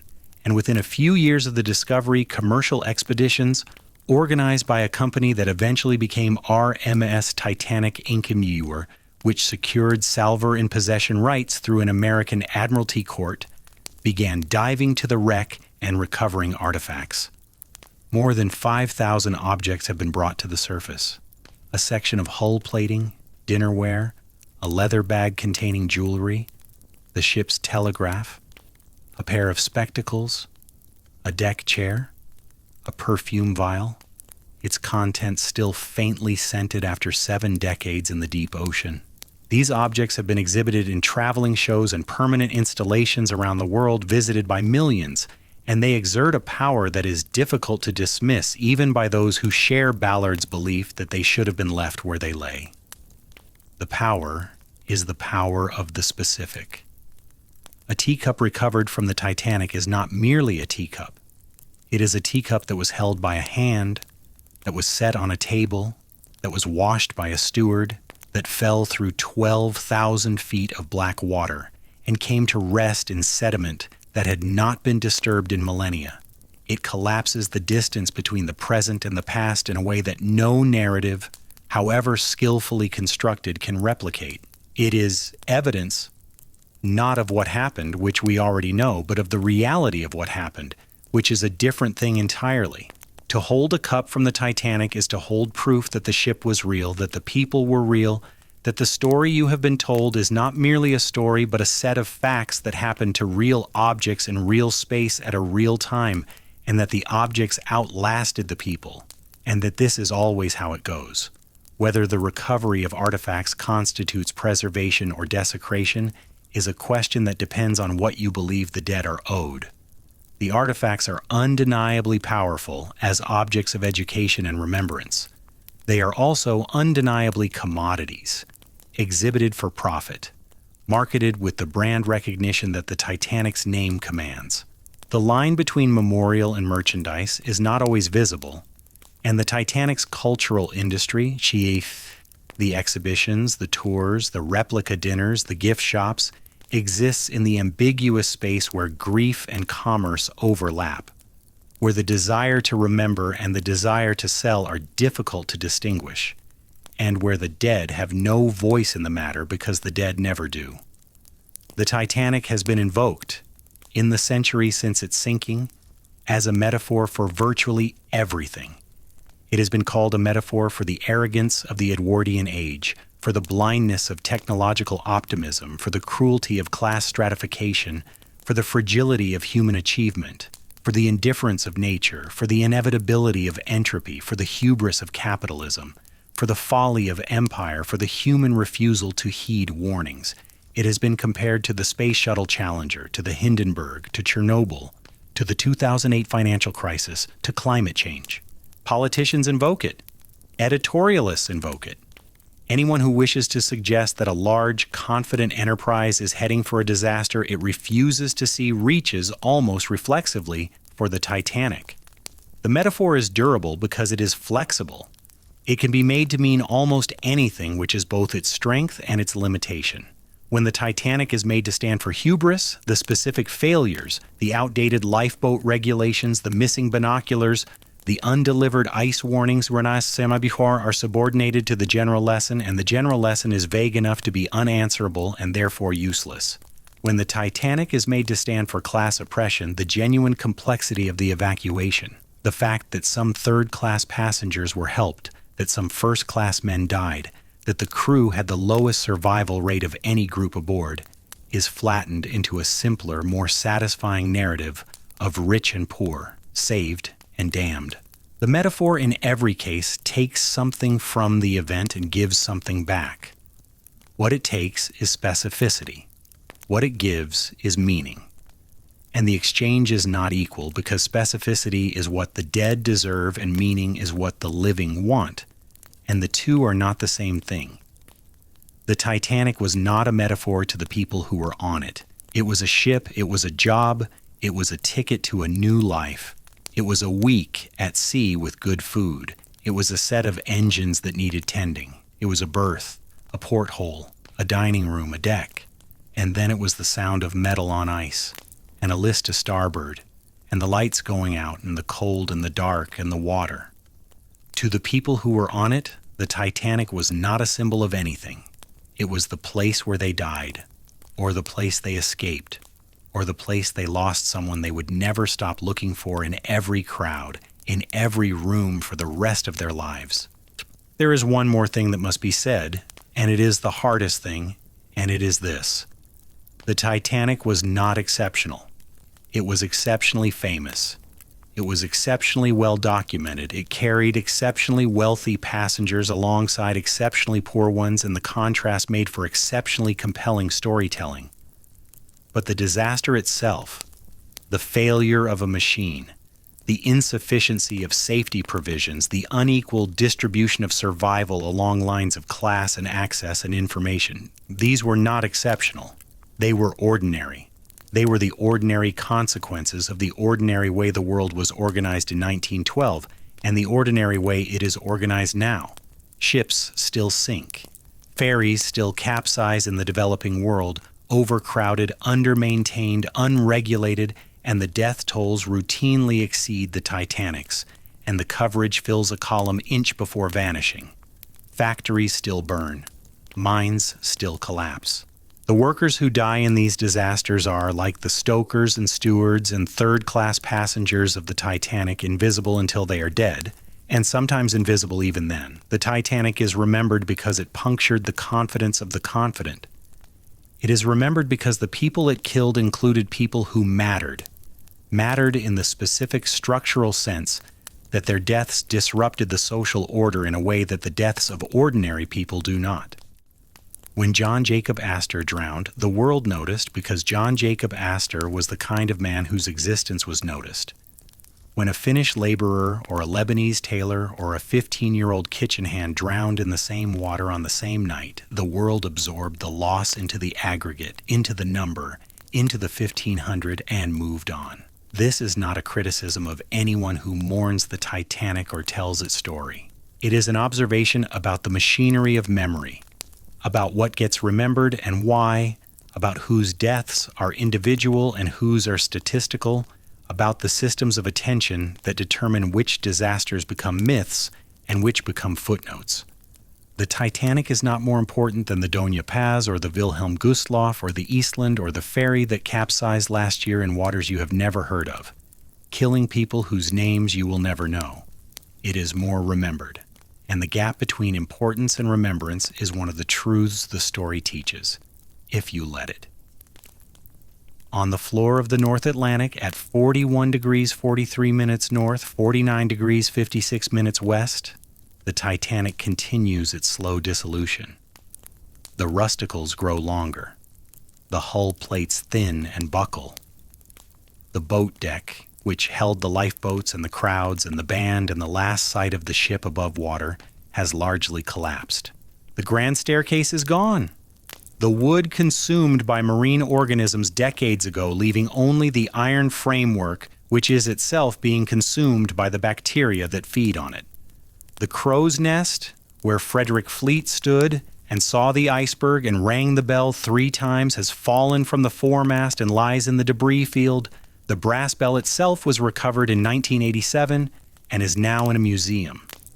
The stern is nearly unrecognizable. The violence of its impact with the ocean floor, during a fall of 2.5 miles, reaching terminal velocity, hitting the sediment with a force that compressed and shattered the structure, left it a tangle of steel, almost geological in its ruin. The propellers are buried in mud. The rudder that was arguably too small, the rudder that could not turn the ship fast enough to avoid the ice, is embedded in the seabed and will remain there until the last of the steel has been converted to oxide and dispersed.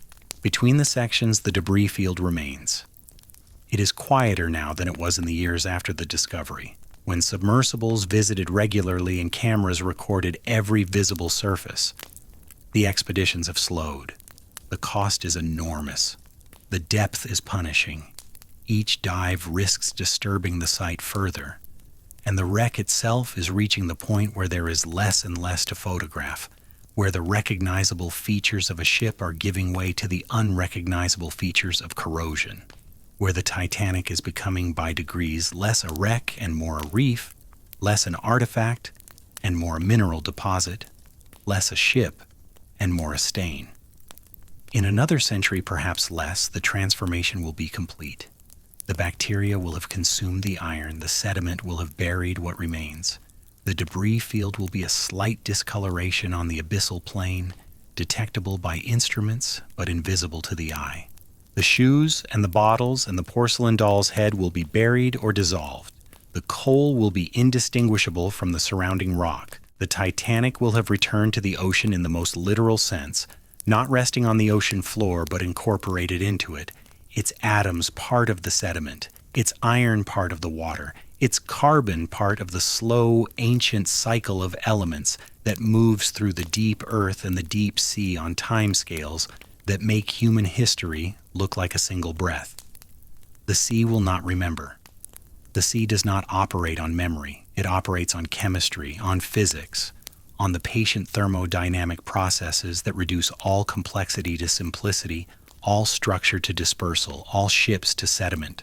The Titanic was, from the moment it touched the water, from the 62 seconds of its launch on that spring afternoon in Belfast, when 100,000 people applauded and the drag chain slowed its descent, and the bare hull settled into the River Lagan for the first time.